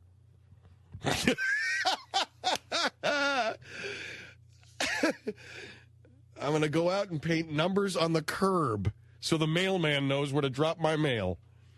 And when I'm not doing that, I got to go iron a jock strap. This is what he was doing. I'm telling you. All right, 1-800-449. Oh, okay, let's get serious. Okay, let's enough of this crap, huh? Come on. All right. Okay. One of the worst moments in show business is when Don Rickles walks to the edge of the stage after his brilliant act, still brilliant after all these years, and says to the audience, "You know I'm only kidding." One of the black moments in show business when that poor guy has to walk to the edge of the stage and say to the audience, "I'm only kidding. I hope I didn't hurt anybody's feelings." It's like when you go, okay, all right, enough of the file. Okay, here we go. San Diego on the Phil Hendrie Show. Hi. Hi, Phil. Hi, how are you? Hi, Good. Andrea. I love you. Well, that's a very sweet thing for you to say. I know you don't mean it. No, I do mean it. I'm your biggest fan. Well, thanks. But I just had some information for you about the satellite TV. I heard it on the Clark Howard show. I don't know if you know about his show. It's My early on in man, the day. yeah. We carry. He's carried in Los Angeles. He's on the air. He's around. He's great. Well, he's on. I'm on in a few markets where they probably don't have him on the station that I'm on, and so the mere mention of his name right now has probably made a few program directors walk very slowly to a kitchen cabinet, pull out a serrated blade, and go to work on just the right side of their neck a little bit. But I know who he is. Well, and he did mention a package, didn't he? He did. Okay. And it's from Dish Network, and you get the dish and the installation for free, and it's just $45 a month, and you get movie channels and everything, and you don't have to pay anything for the dish or the installation. You writing that down there, Craig? Dish Network, $45 a month. It's at dishnetwork.com, and they have an 800 number too. That's like Vote Dish or something like that. I've heard the commercials for them. Okay. Good thing I don't have a dear friend in this business, and I'm just giving all this business now to Dish Network, and my friend might be sitting at home, just sort of ready to drop himself on a post, ready to drop himself at a picket fence, spread eagle, because I'm doing all of this stuff. Okay, Dish Network, that's beautiful. Yeah. Thank you. You're welcome. God bless you. You too. Have a beautiful evening. Thank you. Thank you for calling Bye-bye. the Phil Hendrie Show. Goodbye. Isn't she lovely? Who's that nun that's on TV? You ever seen The Nun? Oh, you ain't seen The Nun? Oh, no, man. The Nun, when I was in Minneapolis, she came on Sunday nights. And she's on TV, and she sits like in a rattan chair, and she looks like every sinister Mother Superior, if you're Catholic, that you ever knew. And Jesus, and she preaches out of the Bible. She's a famous nun. And then she opens the phone lines up for comment. And so some guy got on there one night and went, Baba Booey, or some crap like that. And the nun gets the stern look in her face. That is an individual who is obviously so twisted and so sick inside, sick and diseased inside, festering pustules. In other words, she was the one that was angry. And, it was recounting the various sins and the very corrupt nature of not only his soul, but his his physical organs. This guy was so bad for saying Baba freaking Booey that she was, it's incredible. 1-800-449-8686, Phil Hendrie Show. Let's go to Los Angeles. Hi, you're on the Phil Hendrie Show. Hello. Hey, Phil, how are you? Good. Hey, let me echo the sentiments of all the people who've called in. I like your program a lot. You're welcome, sir. Thank you. I don't know if... What do you want to talk about? Are you talking about... Is this a satellite call? No, I told your screener that I wanted to talk about a job that I lost, or I'm very much afraid that I'm losing my job, and what I can do to maybe get my job back, because I work in downtown Los Angeles. I work in the Tower Building, and it's downtown near a records division. I work in records for I do some bookkeeping and work in records for a private real estate appraiser. That's the job that I took, and today was my first day, and I'm afraid that I've lost my job, and I wanted to talk about that, and the man told me that I could mention it to you. Okay, go ahead. I don't know what it's about. You lost your job? I feel that they probably were not going to bring me back, no. Okay, well, what happened? Mike, what is the guy talking about? Just listen. What happened? Okay. I got to work today at the Tower Building, and this is where the private real estate appraiser works, and I had turned in a resume and an application. I was interviewed over the phone. I was told that they accepted my application, and I was told to report for work today on Hill Street at the address that they gave me. And I went to that address, and I parked in underground parking, and I went to the... Okay, so you're telling me all about how you drove there and parked, and you went into the lobby, and get to the... What is he saying to me, Mike, okay? Well, I'm trying to get to the point. What is he saying to me? Hold on, what is he saying to me? Listen to the story. All right, I mean, you're telling me about driving and parking and going into the lobby. What's the story? Well, I'm getting to the point because the business that I was told to report to is on the 13th floor, and I could not do it, and I called the office from my car on my cell phone downstairs in the building, and some of the buildings I know have 12 floors and some have 14 floors, but I could not go inside to work there, and I am very ashamed, but I can't do it, and I think that I should get some kind of a rider attached to my employment agreement. And you couldn't go into the building because the business that you're going to be working for is on the 13th floor? It's on the 13th floor of the building, yes. Do you know that most buildings, in fact, all buildings that are over 13 floors have a 13th floor? You're aware of that, right? I'm aware of that, but they also don't, many of them do not connote a 13th floor. Many of them will go 12th floor to 14th floor. And this building has a 13th floor. Some buildings do. A lot of buildings don't. I lived in a 15-floor building in Miami, and I lived on the 12th. Actually, I lived on the 14th floor. I should have been living on the 13th floor, but I lived on the 14th floor. You know, but I was living on the 13th floor. You know what I'm saying? But did it say 13th floor? No, it said 14th floor. I always thought that was kind of kooky that they won't put 13. It don't bug me, but it's bugging you. Are you superstitious?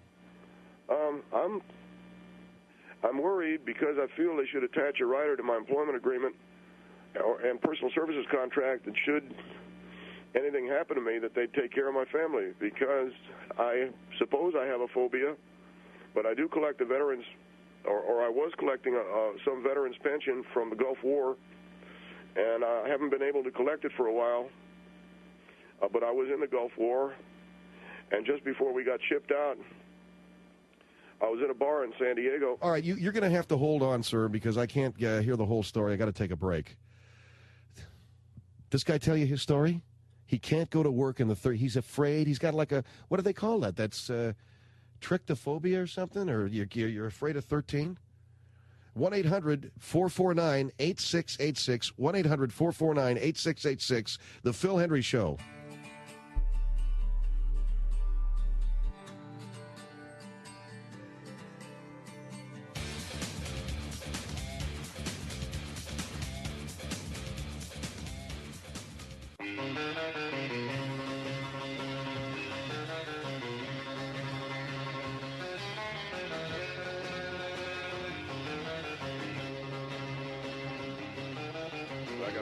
I got out of the Army too. Were you in the Army? No, I was in the Marine Corps, but there was a friend of mine who was in the Army. Okay, are we back on? Phil Hendrie Show, 1-800-449-8686. Your name's Don, right? Yeah, Phil, and I'm a big fan of your show. Listen as much as I can. You have a problem. You can't go to work because the new place that you work at is on the 13th floor. Yeah, and I'm very ashamed, but I can't do it. I won't do it, and I don't think anyone can, force me to do it. Well, I guess you're going to have to quit the job, right? No, I don't think so, because I think that they should take care of my family. I'll go up there, but they need to attach some kind of rider or employment agreement or personal services contract that should say that if anything happens to me, my family will be taken care of. And how many kids in your family? I don't have any children. I live with my mother and father. They are quite elderly, and so when you say you need your family taken care of, it's you and your mom and dad? Yeah. And how old are you, if you don't mind me asking? I'm 42. 42. So you were in the Marine Corps. I retired from the Marine Corps, right. And you were in the Gulf War? I was in the Gulf War. Before we got shipped out, I was in a bar in San Diego. I took my basic training in San Diego, and eventually I got into the Marine Corps, and I was in a bar in San Diego, and there were some Navy guys in there, and let me back up. I wasn't in the Marine Corps. I was in the U.S. Navy. I'm not 42. I'm 32. I live with my parents. And why are you having a hard time keeping your story straight? Well, it's not that I'm very nervous. And you're so nervous, you told me you were 42 instead of 32. You're aware of that, right? I know that. And then you told me you were so nervous you were in the Marines. You weren't in the Marines, you were in the Navy? I was in the Navy. I'm not in the Marines, no. I wasn't able to get in the building today, and I can't go up there, and I don't want to go up there, and they can't make me. All right, well, what happened to you when you were in the Navy? When I was in the Navy, I went into a bar, and there were some Marines in there. And when I walked in, and I sat down, and I was going to get a beer, and all I wanted to do was get a beer and to sit down, and I was going to watch a ball game in the bar. And now they start in with the Popeye laugh. And they start with the Popeye laugh, and if you're familiar with that. Yeah, I know it. It goes, ay, is that one? Yeah. Yeah, that's the one. And could I request that you not do that, please, sir? I'm sorry? Could I request that you not do that, please? Don't do the Popeye laugh. Do not.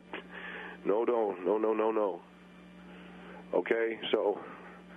Okay, you're going to need to calm down here a little bit. All right, so you're in the Navy. I won't do the Popeye laugh. You're in the Navy. You're in a bar. Some Marines are in there, and they start doing the Popeye laugh when they saw you? Yeah, and I remember turning around, and I said, okay, that's the way it's going to be. And I started to count them because I was not going to let them get away with it any more times. So I counted them because I was going to, Sizing up the opposition? I was sizing them up, you bet. Find out how many I had to go through. And I counted 1, 2, 3, 4, 5, 6, 7, 8, 9. I kept counting. I got to 13. Or 13 Marine, 13 jarheads who wanted a piece of me. And I did the very, very best I could, 1 against 13. But things happen, okay? Did they? I imagine 13 Marines versus 1 Navy. You came out on the losing end of that, right? Before I say I came out on the losing end, and before you say that I come out on the losing end, I want to point out that I took the measure of all 13 of them, and more than one of them was not feeling very good. Yeah, but you got your ass kicked by 13 Marines, right, sir? Watch out. You got your... what do you mean, watch out? Please don't do that. Okay, please don't do that. Hey, Don. Yeah. Listen, pal. You can't go onto the 13th floor of a building. You got bigger problems than whether I'm asking you whether some Marines kicked your ass, okay? Okay. I'm willing to go with that. Okay? So you couldn't go into work today because the office is on the 13th floor. What did you tell your employer? I called them and I said that I can't do it. I can't do it. And what did they say? They said that I should come in tomorrow and talk about it. I said I can't go on the 13th floor. And I told them that I had, this run-in with these Marines. And that there were 13 of them, And I took the measure of them. But... Okay, when you say you took the measure of these Marines, though, something happened. I won't say that you got your ass kicked, okay? Mm-hmm. Okay. All right, you didn't get your ass kicked, but something happened to you that was so traumatic that the number 13 bothers you, right? I don't want to go on the 13th floor. When I hear about it, that's not good. So what I did was I went down to my car and I got on the cell phone and I said, hey, I get dizzy when I see that I got to go into anything that's 13, And they said, well, you better come in tomorrow. And I said, well, I'll come in tomorrow and I'll even go on the 13th floor but I need a rider attached to my employment deal saying that they will pay for and take care of my family members. If anything should happen to me, my mother and father need to be taken care of. And I told them I'm collecting a veteran's pension from the Gulf War, and haven't been able to collect the pension for a while. I was in the Gulf War, and just before we got shipped out, I was in a bar, and Marines come in and did a Popeye laugh, and that's all she wrote. That's all she wrote. And now I have headaches and I get dizzy. Oh, I get dizzy. And you get hold on there, Don. You get dizzy when you hear the number 13. No, and I got it. No. All right, hold on for a minute. This guy's nuts, Mike. He's freaking nuts. Phil Hendrie Show. Be right back.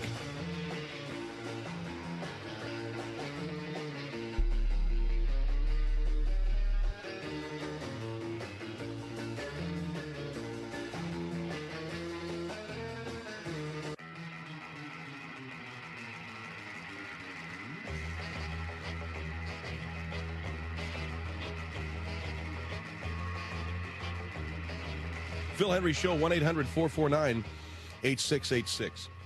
All right, I got a guy on the phone. Take him off a hold so he can't hear this, if you wouldn't mind, Mike. I got a guy on the phone who couldn't go to work today because the new job he's starting is on the 13th floor of a building. And you know how some buildings are up to the 12th, and it goes 1 through 12, and then it goes 14? It's like if they don't put 13, people won't get freaked out. Some buildings dispense with that nonsense, and they just put the number 13 up, which... one way or the other, I don't care. I mean, I understand some. This guy is so freaked, he couldn't get on the 13th floor of the building. He wants the company and some kind of a real estate appraiser to attach a rider to his personal services contract saying that if anything happens to him, they'll take care of his family. Now, I think the guy's emotionally off because he said he's been afraid of the number 13 ever since 13 Marines beat him up in a bar in San Diego when he was in the Navy. Now, Bud, this is why I want you to talk to the guy. What do you want me to do? This is why you can make sense of this guy. I can't, okay? All right. Well, put him on. I talk to him. And the only reason, and it's not because I think you're mentally retarded, okay? No, that'd be your thing. I make a sense out of him? I don't know. Go ahead and put him on. All right, let me go. Hello?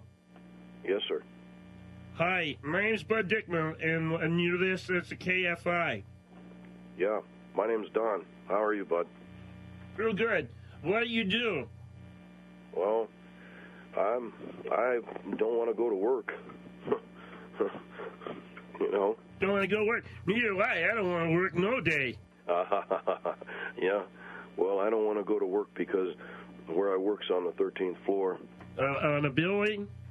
Yeah, in a building. 13th floor in a building? Yeah, on the building. Why are you afraid? Well, because I went down to San Diego one day, and I was in the Navy, and I went into a bar, and I saw these Marines, and I said to myself, oh boy, they're just asking for it, because they did the Popeye laugh. And if you've ever been in the Navy, have you ever been in the Navy? No, I'm not being no Navy. Well, one thing you never want to do with a Marine is you never ever want to do the Popeye laugh. You know. Well, then the Popeye laugh go. Don't do it, Bud. Well, why? Because it pisses him off. Right. Oh boy, stop it! Stop it! Stop it! Stop it! Stop it! Stop it! I told you it pisses him off. I'm sorry. All right. Then what? Well, then I said, boy, they're asking for it. So I waded right into them, and they took the measure of me, I guess. They beat you up? Yes, sir, they did. Ever since then, I don't like 13. All right. Well, my name is Bud Dickman. I'm going to take a phone call from people that talk at you. Hi, you're on the Phil Hendrie Show. I'm Bud Dickman. Hello. Hello, my name is Eileen. I'm calling from Charlotte, North Carolina. Hi, Eileen. My name's Bud Dickman. I'm talking to Don, and he is afraid of the number 13. He said he's been afraid of it. But Don, tell the girl why. Because I got into a bar fight, Yes, I'm aware of your conversation. I've been listening to the radio. I just think you're taking it a little bit too far, and you might need some mental help for it. Have you ever listened to Doker Lore? No, sir, I haven't. Okay, my opinion is that he called up Doker Lore. Okay. Is that Dr. Laura on the radio? That's right. That's right. Let me jump in here if I could, if I could, Bud and Don. What do you mean by psychological help, ma'am? Are you I just think he's taking it a little bit too far. I just don't understand how anybody can say that he can't be on the 13th floor. What if they just change the floor number to 14 and add That's a good point. What if they changed it to 14, Don? It wouldn't hurt so much because I wouldn't have to look at the number. You know, in other words, they'd fake me out into thinking that there wasn't no 13th floor, you know. But because they won't do that, they won't do that. They won't do that. They won't do that. And now they have a 13th floor. What about? Ask what city he is in. What state is that? What state? What city are you in? What state are you in, sir? I'm in Los Angeles, California, and I work at the Tower Building in downtown Los Angeles. It's on Hill Street. And I was supposed to start work there today. I went into the lobby. I saw that the appraisal office is on the 13th floor, and oh boy, let me tell you what, I couldn't do it. You know? Okay. I'm just confused about that. I don't understand how you could let something like that control you that much. Do they have the tall buildings in Charlotte? I'm sure they do. Oh, yes. We have plenty of tall buildings. Yeah, they've got big tall buildings in Charlotte. I don't know if they have the 13th floor in any of those buildings, though. Do they have the 13th floor in Charlotte?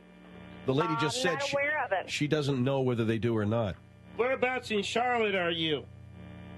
I am near the 85. All right. Is that near downtown? Yes, sir. All right, man. Can you see from your car the downtown area, the Charlotte area right now?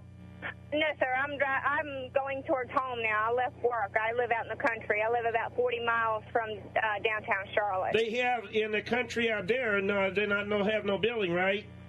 That is correct. There is no building. It might. Our courthouse only has 12 stories in it.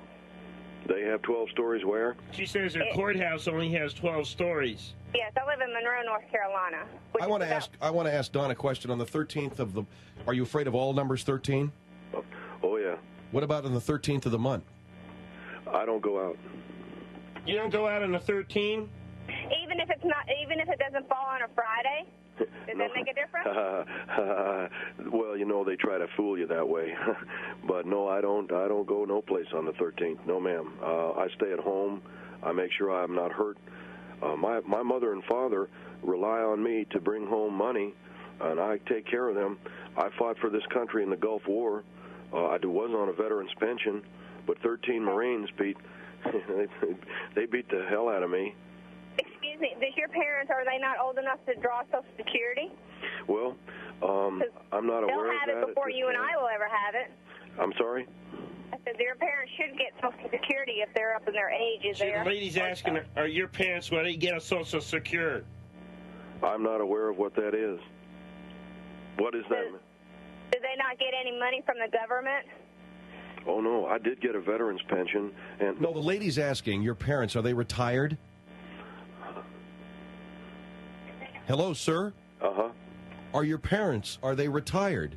Are your parents getting money? I don't know. How do your parents live if you're not bringing home any money? Well, they get along pretty good. Do they work or are they retired from their place of business? They have, my father, if you're asking what my father used to do, he worked for the county here. He did a lot of clear cutting. Okay, does he not receive a pension pay from them? Does your father, Don? Yes, sir. Does your father get a pension from the county, from the state of California? Does, Bud, help us out here. Does your father get any money? What did the money your parent get? My father gets money from the company that he worked for, which is in the form of a pension. And then they do get Medicare. For my mother, she's on medication, so she gets Medicare. Okay, I understand that. What about Social Security? What about a security? Right. I'm not familiar. Social Security, Don. You don't know what that is, huh? No, sir. They don't have that in the state of Yeah, that's California? that's federal. That's federal money. Social Security That's comes what I figured. it's from Washington D.C. Does he get any of that? I'm not familiar with what you people are saying. Social Security is the money they take from a check and give you. I'm not familiar with any such thing. Well, okay, Don. That's okay. It sounds to me like you got a problem. The lady suggested that you go to a doctor that specializes in mental health. Okay. You gotta go get a head shrinker. Well, I've heard. Point blank, yes. What? What'd you say? Point blank, yes. I think he needs some psychological help because he's taking the number 13 way too far. Well, I'll tell you, this old boy suggested that to me, and I took the measure of him. He said to me, because I was drinking over... Okay, Don, we don't need to know where you were drinking, pal. The point is you got to go to a psychiatrist or a psychologist to find out why frankly, I think you got bigger problems than number 13. Doesn't sound to me like you know what Social Security is. I don't even know if you really went to a building today. At this point, I don't even know if you have have parents. I mean, I'm sorry, pal. I don't know what to believe that you're telling me, okay? No, it's hard to believe you now because he's changed the story twice on you. Yeah, I mean, you sound like... No, sir. I called a doctor, and I had an appointment to go see him. Why did you go not see the doctor? Because he was on the Suite 13. Oh, come on, will you? No, sir. No, sir. No, sir. I've tried very hard and very deeply to help myself. You not go Dr. Suite 13? That's correct. That's the dumbest ass. You're a dumbass. I have a problem with that. No, wait a second. No, you're a dumbass. Not go Dr. 13. You call up Dr. Laura. She help you out. Dr. Laura. That's right.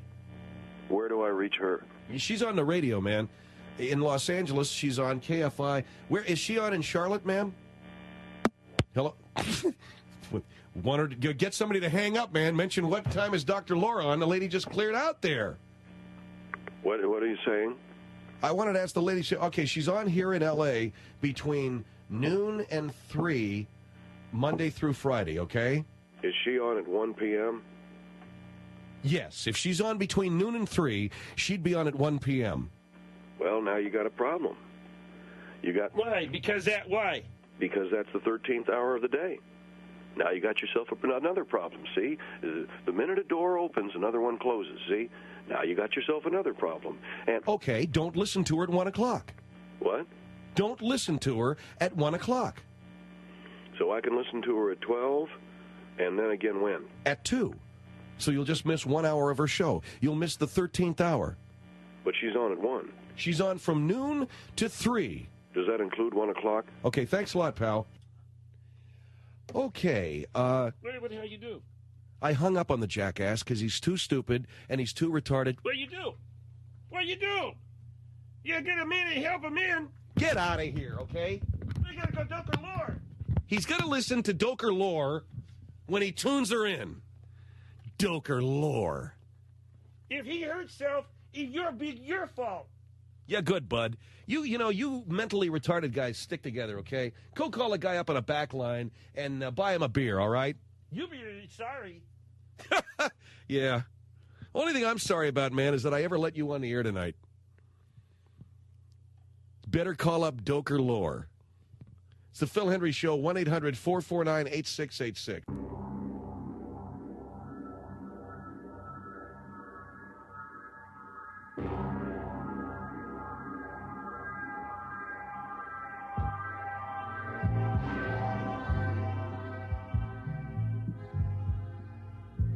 What the hell is this? Wait a minute. Oh, I'm sorry.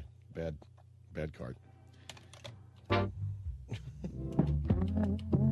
sucks. Okay. Sorry. I was going to just go ahead and play more of whatever that was, of the Clockwork Orange, because I thought I had... okay, never mind. Phil Hendrie Show here, 1-800-449-8686. So there you go. That's the way that turns out. We have a group of... selection of carts here from the old days. These are mechanically bad carts, bad magnetic tape, bad pads. Can't hear them. Sounds like this. You don't want that. Yeah, see, that sucks. All right, can't use that.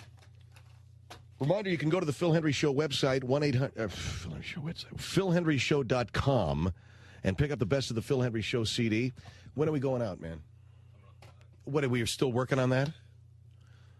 How long's the song?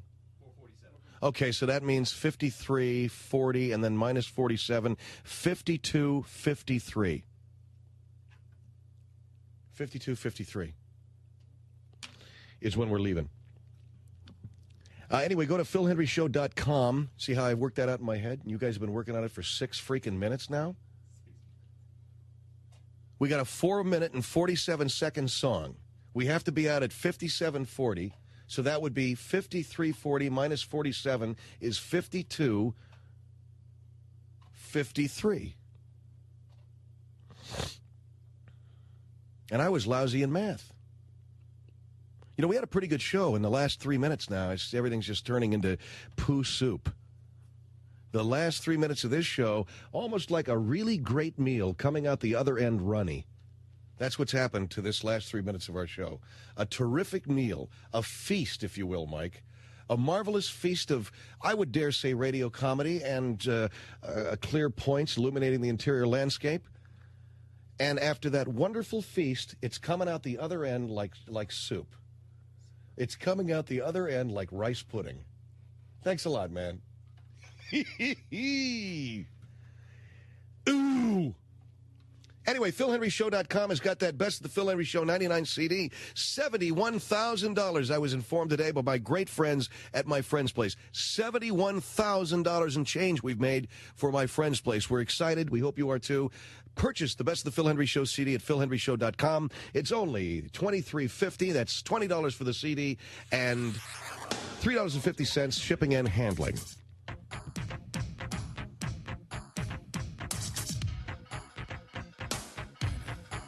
Nothing more going to get you.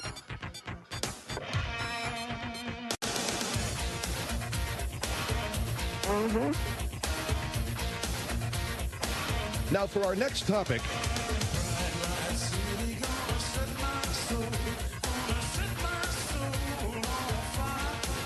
Oh, boy.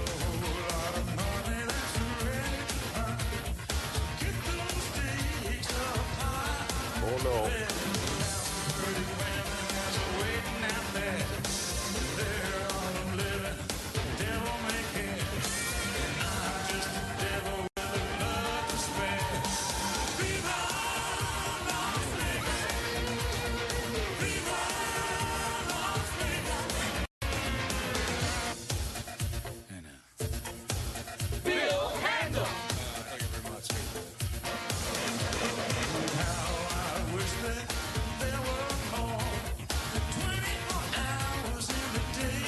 Phil Hendrie.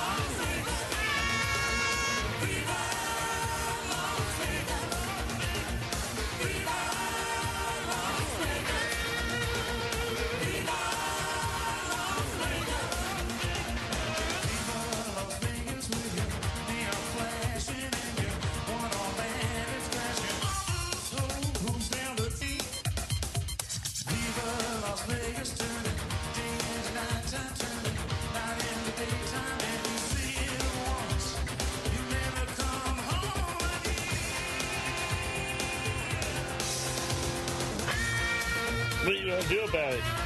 I don't know. I just think I wish I kicked their asses. You got to go get a head shrinker, though, don't you think about it? I'd like to get psychological help. Yes, sir. I do believe I need it. Okay, you call up on a radio head shrinker show. Then they tell you what to do. Then you go do it. All right, sir. I hope you have that number. I do believe I need some help. Mental help.